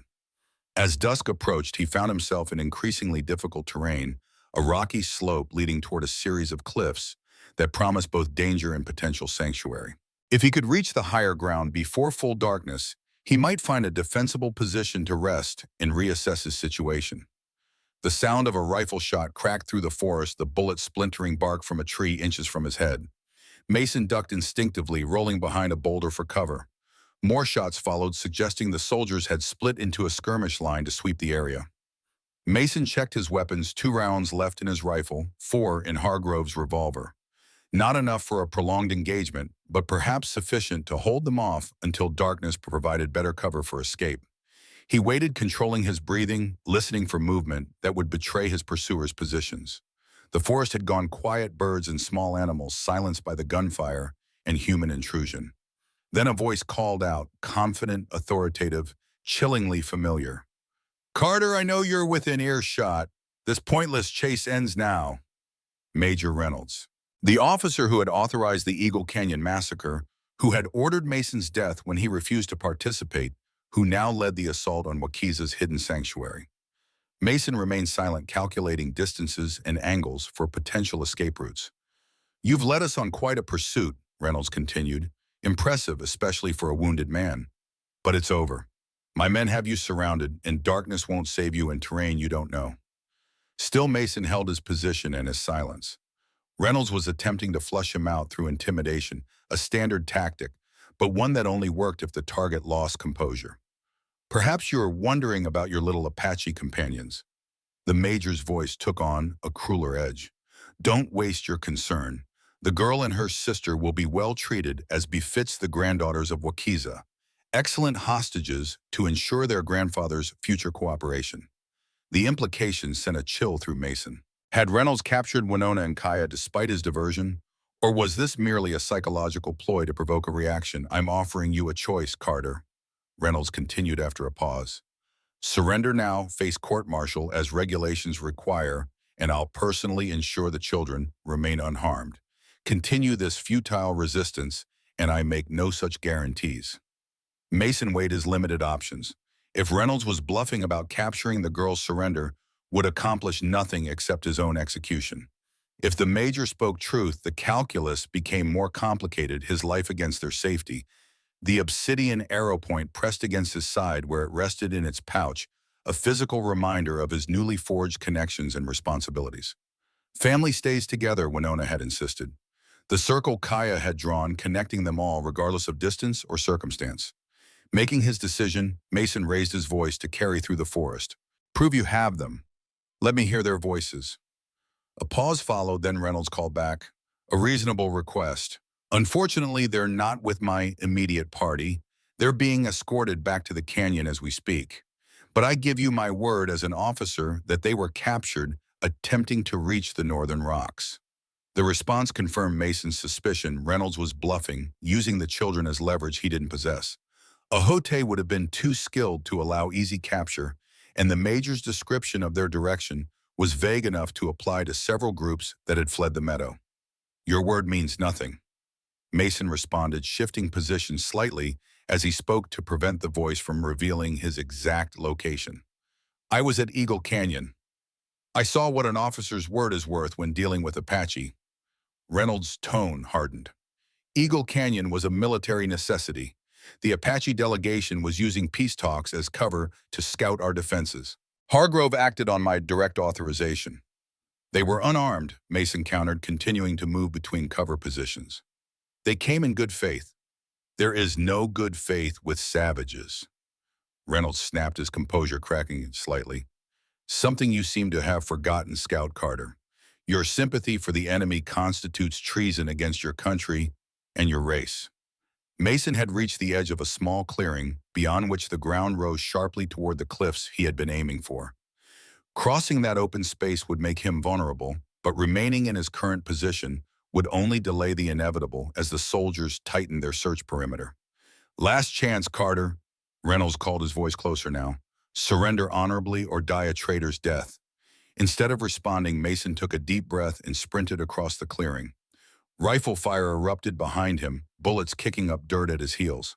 He reached the rocky slope and began to climb, using natural features for cover as he ascended. More shots followed, but the increasing distance and difficult angles made accuracy impossible. Mason continued upward, finding handholds and footholds in the failing light, driven by determination and the knowledge that each foot of elevation increased his chances of ultimate escape. Near the top of the cliff face, he found what he had hoped for, a narrow ledge leading to a small cave opening defensible and sheltered. He pulled himself onto the ledge just as darkness claimed the forest below, obscuring him from the searcher's view. Inside the shallow cave, Mason collapsed against the rock wall, exhaustion finally claiming its due. His shoulder wound had reopened during the climb, blood soaking through Toluto's bandages. The wolf bite on his arm throbbed with dull persistence. Every muscle ached from days of exertion and minimal rest. But he had accomplished his primary goal, leading Reynolds and his men away from the girls' escape route, buying time for Apache to guide them to safety. Whether he himself survived the night and the coming day remained uncertain, but Winona and Kaya had a fighting chance to reach the river valleys, where pursuit would be virtually impossible. As full darkness enveloped the landscape, Mason allowed himself a brief moment of reflection. His journey had carried him from eagle-lighted canyon to this precarious perch through a series of choices and circumstances that seemed too perfect in their alignment to be mere coincidence. The obsidian arrow point that had guided him to the girls when they needed him most. The knowledge that had saved a pony's life when traditional remedies had failed. The skills that had delayed Hargrove's artillery long enough for the Apache to evacuate their hidden sanctuary. Nahimana's words echoed in his memory. When it finds its rightful owner, blood debt will be paid and your soul healed.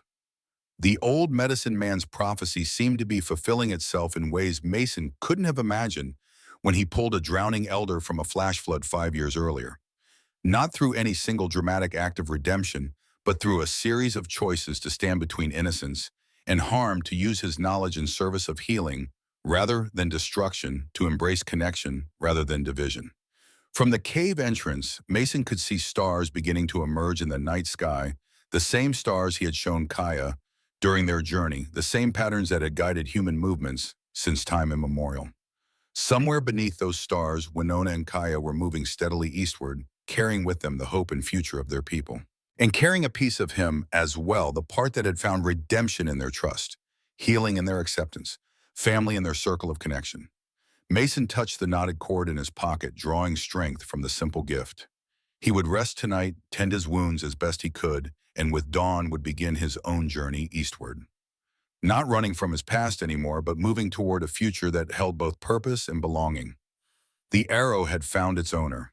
The blood debt was being paid, and in the process his soul had begun to heal. Tomorrow would bring its own challenges. Reynolds and his men would continue the search. The journey to the river valleys would be long and arduous.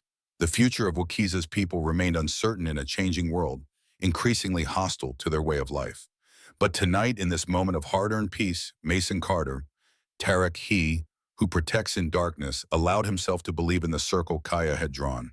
A circle that connected lives across the divisions of race and history, of soldier and Apache, of past and present. A circle that would somehow bring them together again beneath these same eternal stars. End of part 3.